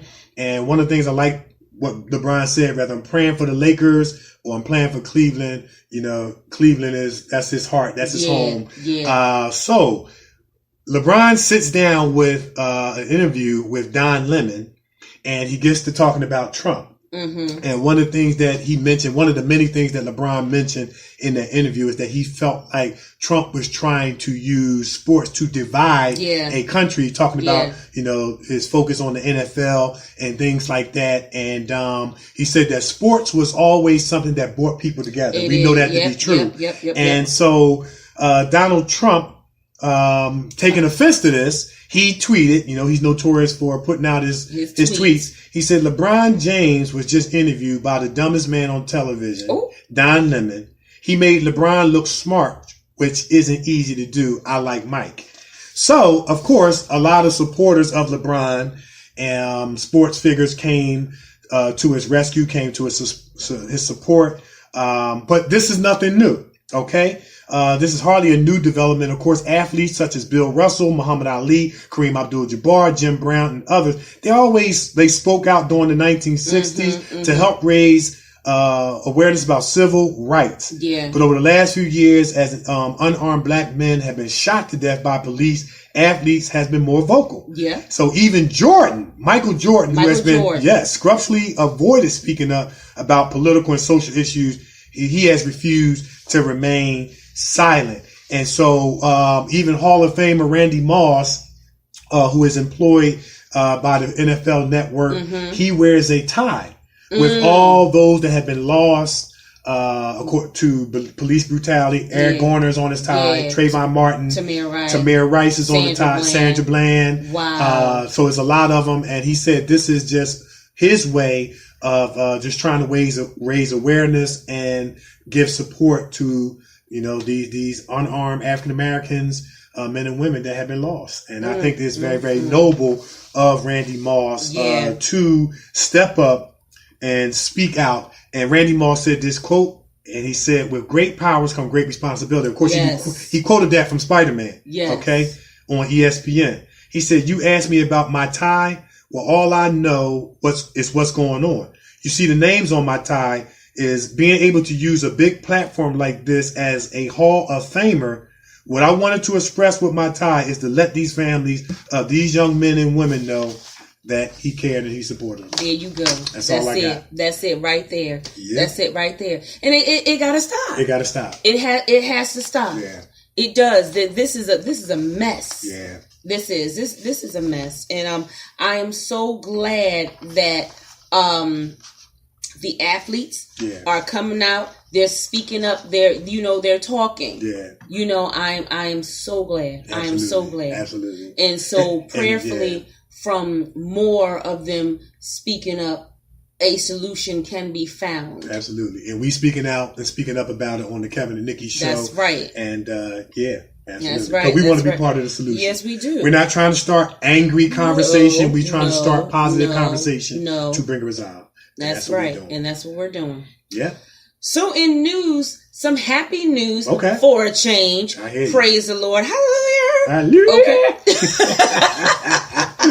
Yes. Melissa Ford is doing better. Okay, cool. She's doing better. She's walking. She's walking with a cane though. Okay. But she is doing better. Talked to bestie Claudia Jordan, and Claudia said that she's taking it day by day, and she's doing better. Right, because you had a chance to talk to her at the sneak peek party. I did. Yeah, I remember. I saw you. And one of the topics that I talked to her was about Melissa Ford. How is she doing? And she said she was actually shocked that I knew who she was. I said, right. I know who she is. Oh yeah, everybody knows. So she said, and then she was like, "Well, thank you so much for being concerned." I said, "Well, yeah, we talk about her on the Kevin and Nikee show all of the time." Yeah. And she said, "Well, she's doing good. She's walking with a cane. She's getting better, and she's taking it day by day." Gotcha. Which is awesome. And in other news, Demi Lovato is speaking now. Remember, I brought the story that Demi Lovato had nearly overdosed. Right. Okay, so she's up, she's better, she's speaking out. One thing I love that her mother said: if you want to know what's going on, you got to go to the source, because the media gets it wrong every time. Yeah. Gets it wrong every time. And we don't get it wrong on the Kevin. We don't get it wrong on the Kevin Nikee show, because we go right to the source. That's right. So the mother said, thank you for your prayers, thank you for your concerns, but however, this is a personal family matter. Please give us our space.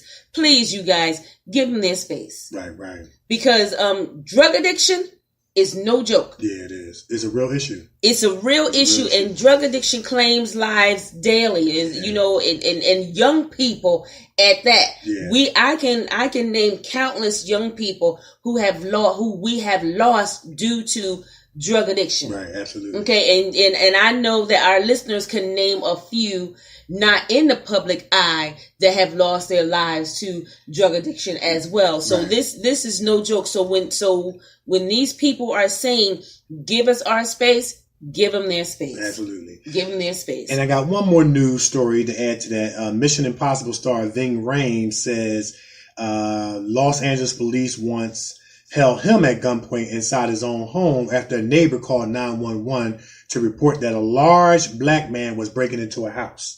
Okay. The 59-year-old African-American actor who is promoting the new sequel, Mission Impossible Fallout, he made his comments on the Clay Kane show on Sirius XM, and he was being asked how racism shows itself in life.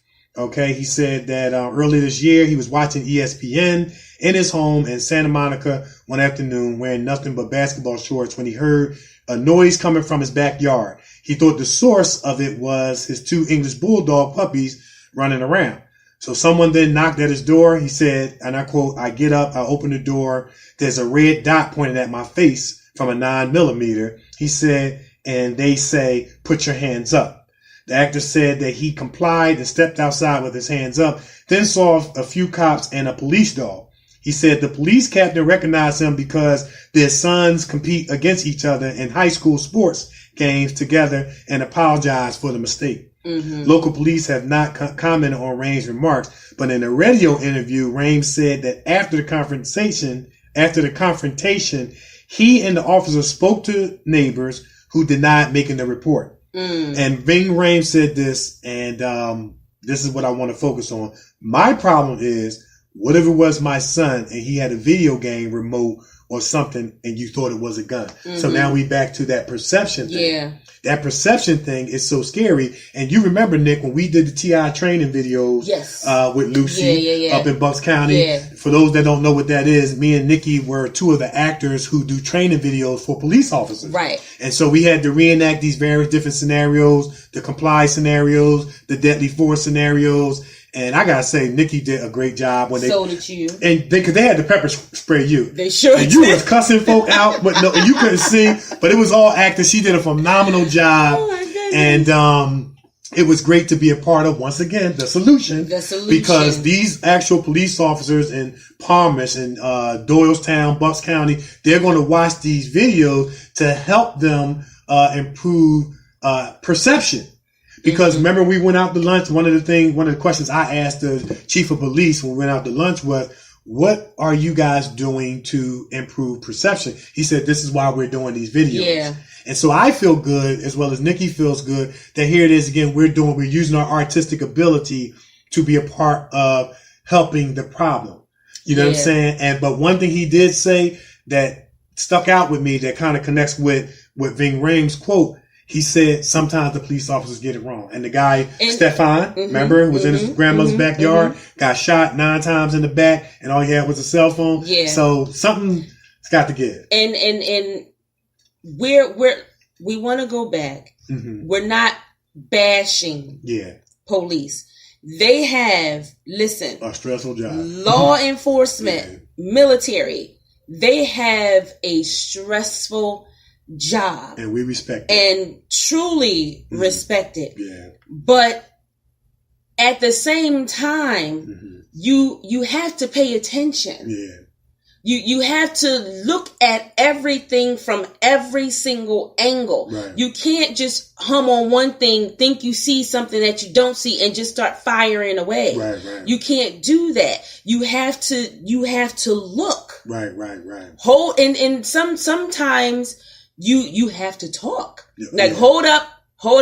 I'm gonna approach. Keep your hands up. Right. Keep your hands up. I'm gonna approach. Right. That's what they used to do back in the day. Right. You know, back in the day, the police come to the house, they knock at the door. Back in the day, the police knew everybody's name on the block. Right. Miss Gladys, I just need to talk to you. Right. Now, the police don't even knock at, they trying to kick that thing in. Right. But and my thing is, in dealing with that perception thing, it's interesting, and I'm going to deal with it in Kevin's Corner. There are a lot of factors that go into how you perceive things once you hear something. Exactly. And I'm going to talk about all these various different factors that go into, not all of them, but some that go into how are you translating information in your brain when you hear and you see something. Yeah. And there's a lot of factors that don't have nothing to do. There's some things, and I'll get into it later, that happen in your childhood that's going to affect how you see stuff. Yeah. And so you have these police officers have a very high stressful job, as you say, and they have all these factors that are, you have human fallibility because nobody's perfect. Right. And then you have all these, factors, just like, you know, every human being has hurt, has pain, has issues. How are they working through all that on their jobs so that they can make the best decision possible? And that's why I asked that question, you know, with the TI training. I think the TI training is great. It's going to help. It's going to work. Is it enough? No, I think it needs to be some things that go along with that, including maybe some counseling. Yeah. You know? Yeah. Because they are they are involved in traumatic experiences daily, gunfire and all that other stuff. And you know, you got to stop thinking that every African American male is a problem. And a criminal. Is a criminal. Is a target. Target. Is a burglar. You got to stop thinking that way. Right. Because what we're finding is you have that train of thought and you are shooting someone who's getting ready to be a doctor, someone who's getting ready to be a lawyer, someone who's on his way to school, someone on his way to college. You know, come on, you got to stop it. Yeah, it's and one of the problems I have is how come every time somebody make a phone call, it's automatically assumed to be true. I mean, according to Ving Rhames, he's saying they opened the door, guns drawn, and he was in his house, and that's one of the things I struggle with. There are a lot of scenarios where African American males are where they supposed to be, doing what they're supposed to be doing, and still getting killed. You know what I'm saying? You know, because somebody made a phone call. What made them right? What made their perception in terms of what they thought they saw or what they heard? And then it's like the next African American you see with a black hoodie is there they are right there. Now stop and put your hands up. Then they start running. Then you got to open fire, and all they had was a cell phone, and that's it. And you got it wrong. And one thing that, like I said, the chief of police said when we did the TI video, he said sometimes they get it wrong. So is it a perspective? Well, okay, we got it wrong. Tough. That's what it seems like the perspective is. It looks like they're getting it wrong a lot. A lot, yeah. Not sometimes. Sometimes is maybe like a once in a full blue moon thing. Right. That's what sometimes means to me. Right. But it seems like they're getting it wrong a lot. It's happening on the regular. A lot. We're going to keep watch on these stories, and we're going to bring them to you as we get them. Yes, we will. All right. We're going to take a break. And when we come back, it's going to be time for What's Bothering Nikee. I knew that. Say it now. It's going to be time for my favorite part of the show. It's going to be time for What's Bothering Nikee. Y'all going to check this out. You just don't know what you do to me. Give me all the chicken heads from Pasadena to Medina. Bet big, get in between your damn seat. The prognosis, doses, blends and bends like Twizzlers. Biggest fitting to hurt, what's under that skirt? Who filling them with octane? Got them gassed up, about to get blasted up, son. The last one word the mother, brother miss him. I seen it when he kissed him at the wake, made his body shake. The high guy in 850 eyes, smoke tint, rap terror, full chrome and terror. She's fine by the rivers, the fifth is conspicuous. Bad boy slipped in 95, ridiculous. My rap lines is like landmines. One step, kaboom, black suits fill the room. So whom it may concern, Junior Mafia is the clique. Act up, I have my honeys totally busted. That's right. In the middle of the day now, baby, I seem to think of only you. Oh yeah, never thinking for a moment, baby, that you've been thinking of me too. Yeah, so I can't wait for the day that we can be together. I can't let you walk away. Oh, can't you see, you and me were meant to be your baby, and there's nothing left to say. Can't you see what you do to me? I know what meant to be. You are me for me. Oh baby, can't you see what you do to me? I know what meant to be. You are me for me. Every time I see you, I get this feeling. Oh yeah. Telling me you're the one. Oh, what a feeling. Hey, Let's go. I can't wait for the day that we can be together. I can't let you walk away. Oh, can't you see, you and me were meant to be your baby. There's nothing left for me to say. Oh baby, can't you see what you do to me? I know what meant to be. You're doing to me. Oh baby, can't you see what you do to me? I know what meant to be. Oh yeah. Take me away. That's right. So far away. What would you do to me? Oh, I wanna be alone together. Somewhere just you and me. Oh baby, can't you see what you do to me? I know what meant to be. You are made for me. Oh baby, can't you see what you do to me? I know what meant to be. You are made for me. Oh baby, can't you see what you do to me? I know what meant to be. You are made for me. Oh baby, can't you see what you do to me? I know what meant to be. You are made for me. Oh baby, can't you see what you do to me? I know what meant to be. You are made for me. Oh baby, can't you see what you do to me? I know what meant to be. You are made for me. You're listening to the Kevin and Nikki Show on iHeartRadio and a whole lot more. All right. Yeah. I love it. I love that song. Can't you see what you do to me? Our love was meant to be. That's right. You were made for me. That's right. that's my Sean Puffy Cone. That's right. You get on my nerves. That's That's right. Get on my nerves so bad. Well, listen, it's the Kevin-Nikee Show on iHeartRadio, and we're back again, and it's time for my favorite part of the show. It's time for What's Bothering Nikee. What's bothering you, Nick? Okay, well, you know what? What's bothering Nikee is back. You know, something really is bothering me.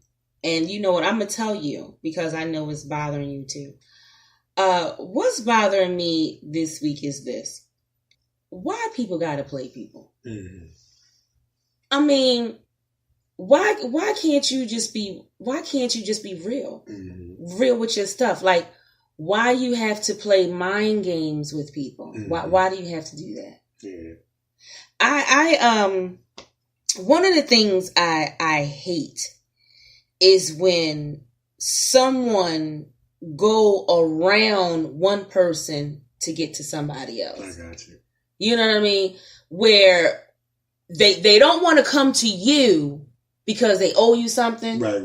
Or they were supposed to do something for you. Right. Or they told you they were going to do something for you. Right. You know, so what they do, they'll go around you and go to the person closest to you, next to you, right, to try and get their way, get what they want. Right. Why do people got to do that? Yeah. If you say that you're going to do something for someone, mm-hmm, just do it. Right. You know, if you say you're going to give someone something, just give it. Right. You know, if you can't do it right now, you can't do it right now. If it's not a good fit, it's not a good fit. Mm-hmm. If the person does not meet the qualifications, okay, say it at that time. Right. But don't play the person, make the person feel and think that they're going to get something when you know that they're not. Right. And then when you need something from that person, you don't ask them. You go around them to the next person that's closest to them, to try and get what you want. That's that guilt. Because guilt says, oh my goodness, I can't go ask them. Yeah. You know what I'm saying? And you might even forgot about it. But guilt says, oh man, I can't ask them because, you know, I treated them a certain way. Yeah. So let me try to go around them to the person close to them and kind of get them to kind of speak and do for me what I feel I can't do for that person. And that's what guilt will do. That's bad business. Yeah. You know, that is wrong-sided business. And you cannot call yourself a true business partner, mm-hmm, not even business partner, business person. Person, yeah. You cannot call yourself a true business person handling business this way. Right. If you said that you were going to do something for someone, you were going to put them in something, you were going to let them try out for something, let them do it. Right. What's the worst that can happen? They mess it up. Okay, well, that's on them. And here's the other thing. Even if you say you're going to do that and do this and something changes, be honest enough to say that something changed. Like, people can handle that too. Okay. You know, there is a recovery, you know, as opposed to trying to slide around the issue. So you can recover. You can say, hey, you know what, man? I know I initially said I was going to do this, and for whatever reason, you know, it changed, or I'm not able to uphold my end of the bargain, and I just want to let you know. They may still be disappointed, but they can handle the honesty at least. Right. At least you being upfront with me. And see, my thing is, I can handle a lot of things. Right. But what I can't handle is when you try and play me. Right. You know, you say you want to do something. You got me over here. Just hold off for a minute, and I never hear anything from you. But then I turn around, you're sliding over to the person that's closest to me to try and get what you want. That's what Bino. You know, Bino 936 was talking about in long days. He been played, stuck in the mud, wondering when things gonna change. You know what? You get the bell. That's what he said. That came to my mind when you talked about getting played. He talked about it in this song. He had long days. You know, he been played so many ways. Stuck in the mud, wondering when things gonna change. So when is things gonna change? Stop trying to play people, y'all. Because now I'm looking at you like, what's up? Right, sideways as they say. Well, what's going on? Yeah. How come you didn't come my way with it? Oh, Did you forget something? Right. That's why you didn't come my way with it? Right. That's why you want to go around me and go to the person close to me to try and get it? Well, guess what? The person close to me ain't going to give you what you want either. So you done messed up both ways. Right. And then you still going to find out. Okay. So Come on. Like we don't talk. Yeah. They don't talk. Come on. That doesn't make any sense. Stop trying to play people. If your answer is no, your answer is no. I think it was a proverb. Wasn't it a proverb or something like this? To let your yay be yay and your nay be nay? Yes. Let your yay be yay and your nay be nay. Yes. Like Kev said, if your answer is no, it's no. Right. If it's yes, let it be. Let the person do what you said they can do for you. But don't try and play the person and then go behind the person's back to slide over to the next person, because that's dirty. Mm-hmm. You know what I mean? That's dirty.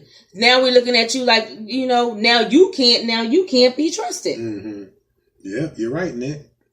Yeah, you're right. You're so right, man. So, there's nothing wrong with being honest. You know what I mean? It seems to be a very, very, lost commodity in this day and age, man. And so, but one of the things you definitely want to do, especially in the context of business, is you want to build a reputation that is, above reproach, man. That's respectable and one that people can believe you. And but we understand that even in business, it can be a little bit shady. But stop playing people. Yeah. Yeah, but the thing about it, though, it don't even have to be like that. Communication is key. That's it. Communication. That's all you need, people. Communication. Let your yay be yay and your nay be nay. That's it. That's all I got. And nothing else needs to be said. That's it. Yeah. We're going to take a break. And when we come back, it's going to be time for my favorite part of the show. Oh, shucks, you hear that? I heard it. That's heard it. Ramona is rubbing off with that back. She's rubbing off on butterfly. I heard that. You heard that? Yeah. Kevin's Corner. Yeah. It's the Kevin and Nikee Show on iHeartRadio. We are everywhere, and we'll be back. You heard.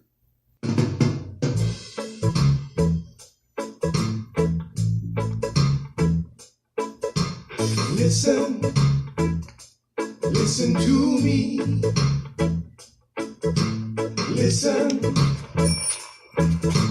Listen carefully. Use your ears and use your eyes.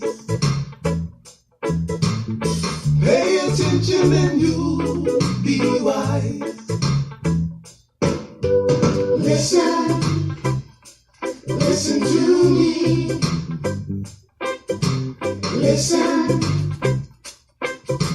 Listen carefully. Use your ears and use your eyes. Pay attention and you'll be wise. Listen.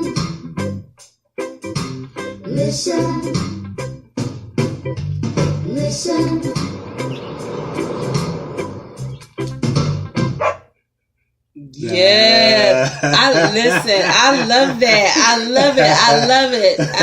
Pay attention and use your eyes. Right. That's listen. I love that beat. Yeah. That Caribbean. I was like, oh shucks. There it is. It made me want to say, yeah, man. Hey, man. Stop it. You get on my nerve. Oh, man. Yes, I love it. They have so much encouraging things out, to teach you. Because what this song here can go right towards what's bothering Nikee. But go ahead. I'm gonna stay out of Kevin's Corner. Go ahead. I'm not gonna do it. All right. So it's time for Kevin's Corner. It's that time we want to just inspire, encourage, sometimes instruct, but we always want to motivate. And we just try and make people better people. You know what I mean? Make the world a better place. So you heard the song. Listen. Do it. Listen to me. You know what I'm saying? Listen very carefully. You better stop playing. But listen, we're gonna talk about listening and hearing. Yes. Because there's a big difference. Yes. Before I do, I want to preface what I want to say. When I was working with the kids, we would play this game called the phone game. Mm-hmm. And I would send the message as the leader to the first kid, and they had to pass it to the second kid, and it would go all the way around the gym. And the whole objective was to see if the story would come back with accuracy. And of course, it never did. So the story started out with Joe went to the store, bought a Snickers, and came back home. By the time the story came back, he went to Great Adventures. Oh my he went shopping with his uncle. You know what I mean? It never stays the same. And one big reason that you have this problem is because there's a difference between listening, hearing, and seeing. All right. So when you think about listening, it gives one attention to a sound. It means to take notice of and act on what someone says. It's giving a response to advice or request. It's making an effort to hear, not only hear something, but be alert to hear something. It's understanding. It's comprehension of what has been heard. Hearing is just the faculty or perceiving of sound. It's more so dealing with the senses. Yeah. So listening has to do with understanding, comprehending what has been heard. Hearing has to do with just the sense of being to hear audible sound. Right. Seeing is the action of seeing someone or seeing something, but in what you see in connection to what you hear and what you listen to, how do you perceive? Now, as I mentioned earlier, what's going to affect what we see and what we hear and what we listen to and or understand is those factors that or characteristics that influence and or affect our perception. Yep. All right. So I'm just going to name a few. All right. Sometime what you stand in need of, what are your needs, can affect your perception. You might have, some people have a larger need for love than others. Some people have a larger need for attention. Some people have a larger need to be reassured than other people, but we all have needs. What are your motives and agenda? Some people have, motives to be seen, to be heard, things like that. What is our need pattern? That's going to play an important part in how we perceive in connection to what we see with our physical eyes, what we hear audibly, but more important, what we listen to or understand. Your own self-concept. If you view yourself in a negative way, you're going to view others in a negative way. Right. Because we view others out of the foundation of who we are. Right. So if you have a negative concept of yourself, somebody can give you a compliment and you say, man, what you say that about me for? Oh, no, man, calm down. I was just trying to say your shirt was nice. Yeah. So what you trying to say? I'm fat? No, I never said that. I just said you have on a nice shirt. Yeah, so, self-concept, past experiences. Maybe that person that thought he heard the person say he was fat, maybe was bullied or teased as a young person. Right. So based on what they thought they heard audibly, listened to and understood by what they saw, they translated in their mind, you're trying to tease me like that person was teasing me when I was in childhood, middle school, whatever. All right. What is your current psychological state? Are you under a lot of stress? Are you under financial stress? Are you under stress on your job? All these things are going to influence how you listen and comprehend and understand what you hear, what you thought you heard, and what you see. Yeah. All right. Yeah. What are your belief systems? What are your expectations? What current situations are you in? What was your cultural upbringing? What is your pain? That inherited pain that wasn't your fault. That pain that you caused yourself. These are all different factors that go into what you see with your eyes, what you hear audibly in terms of your senses, and what you listen to in terms of what you understand. You know what I'm saying? Let's say that you have, some pain in your life that has caused you to become bitter, critical, and judgmental. You see a church member coming out the bar. Your first perception is going to be, I'm calling pastor. He in there drunk. He could have been in there witnessing. Yeah. You know what I'm saying? He could have been in there witnessing. I know somebody's saying, yeah, right. Drinking deacons, all that. I'm the type of person, I feel like I can go into a bar and you ain't going to have to come drag me out because I don't drink. Right. So I can go in there and hand out a tract or give somebody some encouragement or go get somebody who don't belong in there and go rescue them and restore them in a spiritual and loving way. So sometimes that's why they say Believe half of what you see and none of what you hear, because these are all factors that are influencing us every day, that are affecting what we see, how we see, what we hear, how we hear, what we listen to, and how we comprehend and understand. And that's why it's so important for us to do self-inventory of ourselves. Amen. That's it. That's it. Because you want to be able to see clearly. You know what I'm saying? You do. And you want to be able to hear clearly as well. Yeah. I love it. That's awesome. That's it. I like it. That's I like it. Very good job. Yeah. Yes. Thank you. Very good job. Yeah. All right. You know how we do when we do what we do. We put it out there. All right. I'm actor Kevin-D-Benton. And I first want to say thank you, everybody, to all our listeners and followers and supporters, man. From the top, middle, and bottom of our hearts, me and Nikki want to say thank you for tuning in, week out. And you know what, man? My man Tibbs, man. I gotta give him a shout out. Oh, my star. I gotta give Tibbs a shout out, man. He be ready to go every week. Tibbs be ready. Tibbs be ready to go. We be ready. Yeah, and you know my dad. He's like he's like the radio B. the radio Mr. show B. pop. You know Shout out to Mr. B. Get the bell. Woo! Yeah. Tibbs get the bell. And we give all our listeners the bell. Yeah, thank y'all guys so much, man. Y'all get the bell. Everybody, lottie-die, everybody get the bell. Thank you for your support tuning in. I'm actor Kevin-D-Benton. Listen, you can follow me on Twitter at Kevin-D-Benton. I'm on Facebook at Kevin-D-Benton as well. You can find me on YouTube, actor Kevin-D-Benton. Hey man, me and Nikki is always putting up new clips. We got feature films, short films, you name it, clips, monologues on there. Actress-Nikee-Warren on YouTube. Check us out, man. Yes. Listen, definitely check out actor Kevin-D-Benton on YouTube. He got this clip up there. Listen, it is super funny. This drunk man, in the middle of his speech, he passes out on the floor. When I tell you, I could not stop laughing. Check out that clip. You guys are going to be cracking up. I'm telling you, it's super funny. You can find me on Facebook, Nikki Warren, on Twitter, at Nikki Warren, and on the gram, hello, I'm Nikki. That's spelled HELLOIMNIKEE. And you can find our show, The Kevin and Nikee Show, on Facebook. Join the group. Yeah. Join the group. Join the movement. Talk to us. As you can see, we love to talk. We'll be talking right back to you. And you can find us on Twitter, The Kevin-Nikee Show on Twitter.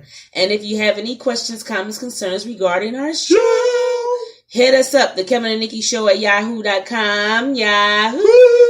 If you have any questions, comments, concerns for the Millers, Romona Miller and her beautiful, awesome, crying on the spot, talented daughter, Kabera Miller, hit us up, Kevin-and-Nikee Show at yahoo.com. We will read it to them, give the answer, and read it back. Hey, who knows? Your email can be featured on the show. Now, very, very, very important. Set your DVRs. Yes. Mark it on your calendar. Yeah. Get ready. Jason's Letter, Stars on Stars, September 1st at 9 p.m. Yeah. It is going down. Jason's Letter. Listen, Kevin and I, oh my God, we are so happy. So excited. I cannot wait. Let me tell you, one of the things I love to watch myself. You do? Okay. I do. I love seeing myself because, you know, I critique and different things like that. Right. But it's an accomplishment when you turn on the television and you see yourself up there. Yeah. They be excited, man. I'm excited. I'm excited. And that's big, that's man. huge. And I cannot wait. I cannot wait. And guess what? Jason's Letter is also coming to Netflix. And I know all of y'all got Netflix out there. Okay, so you will be watching your boy and your girl until your heart is content. Yeah. Yes, sir. And you know they loop that thing. You know they gonna loop and loop and loop. So check us out, man. We up in there and listen, as Nikki said, the stars gonna be on stars. Stars on stars. Anything else we got going on? Oh, stay tuned for some huge news. Next week. We'll give it out next week. We're not going to give it out this week. We'll give it out next week because it's still in the works. But we got something big coming up. Something big coming up for y'all. Something big coming up. And I cannot wait to tell you, but I can't tell you until next Wednesday. Yeah. You signed the NDA, right? A Kevin-Nikee Show NDA? I did. Okay. That's why I said I can't. A Kevin-Nikee Show That's NDA. why I can't say anything because right. I signed the NDA, non-disclosure agreement. So, but I got it from Kev that we can spill it next week. We can spill it next week? Yeah, we can next week. Okay, so next week. We should have it together. And here's the thing. What? If we don't, by any chance, we're going to take your advice on what's bothering Nikki, and we're going to come back and let them know. We're going to keep it real. We ain't going to try to go around stuff. But guess what? But we're going to have it ready. We're going to have it ready. I'm just saying. We're going to have it ready. Yeah. Okay? It's going to get done. Yeah, it's going to get done. And I'm super excited about it getting done. One way or another, it's going to get done. All right. It's the Kevin and Nikee Show on iHeartRadio. We're everywhere. And we're out of here. Peace.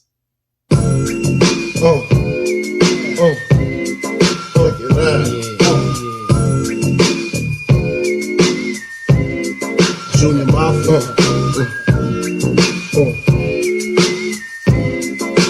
I like this. Yeah. Now for to all the ladies in the place with style and grace, allow me to lace these lyrical tissues in your bushes. Who rock grooves and make moves with all the mommies. The back of the club, sipping my wet is where you find me. The back of the club, macking for my crew's behind me. Mad question asking, belly passing, music blasting. But I just can't quit because one of these homies Biggie got to creep with, sleep with, keep the ep a secret. Why not? Why blow up my spot? Cause we both got hot. Now check it. I got more Mac than Craig and in the bed. Believe me, sweetie, I got enough to feed the needy. No need to be greedy. I got mad friends with Benzes, see notes by the layers. True to life players. Jump in the Rover and come over. Tell your friends jump in the GS3. I got the out by the tree. Throw your hands in the air if you's a true player. To the honeys getting money, playing fellas like dummies. You got a gun up in your waist, please don't shoot up the place. Cause I see some ladies tonight that should be having my baby. Straight up, honey, really I'm asking. Most of these fellas think they be macking, but they be acting. Who they attracting with that line? What's your name? What's your sign? Soon as he buy that wine, I just creep up from behind and ask you what your interests are. Who you be with? Things that make you smile. What numbers to dial? You gon' be here for a while. I'm gon' call my crew. You gon' call your crew. We can rendezvous at the bar around 2. Plans to leave, throw the keys to little C's. Pull the truck up front and roll up the next one so we can steam on the way to the telly. Gon' fill my belly. A T-bone steak, cheese, eggs, and Welch's grape. Conversate for a few, cause in a few we gon' do what we came to do. Ain't that right, boo? Forget the telly, we just go to the crib and watch a movie in the jacuzzi. Smoke L's while you do me. Throw your hands in the air if you's a true player. To the honeys getting money, playing fellas like dummies. You got a gun up in your waist, please don't shoot up the place. Cause I see some ladies tonight that should be having my baby. How you living, Biggie Small? In mansion and Benzes, giving ends to my friends, and it feels stupendous. Tremendous cream, put $1 in a dream. Still tote gas strapped with infrared beams. Chopping O's, smoking line optimals. Money, food, and clothes, all a brother knows. A foolish pleasure, whatever. I had to find the buried treasure. So grams I had to measure. However, living better now. Coochie sweater now. Drop top BMs, I'm the man, girlfriend. Honey, check it. Tell your friends to get with my friends. And we could be friends. Shit, we could do this every weekend. That's right. Alright? Is that alright with you? Yeah.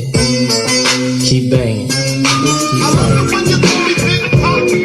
Throw your hands in the air if you's a true player. To the honeys getting money, playing fellas like dummies.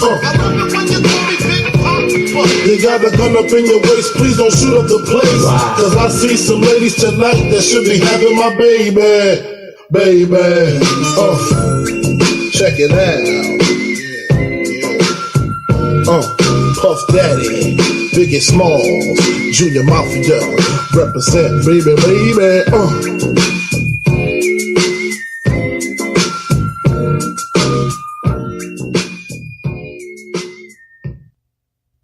have been listening to the Kevin and Nikee Show on iHeartRadio and a whole lot more. Peace.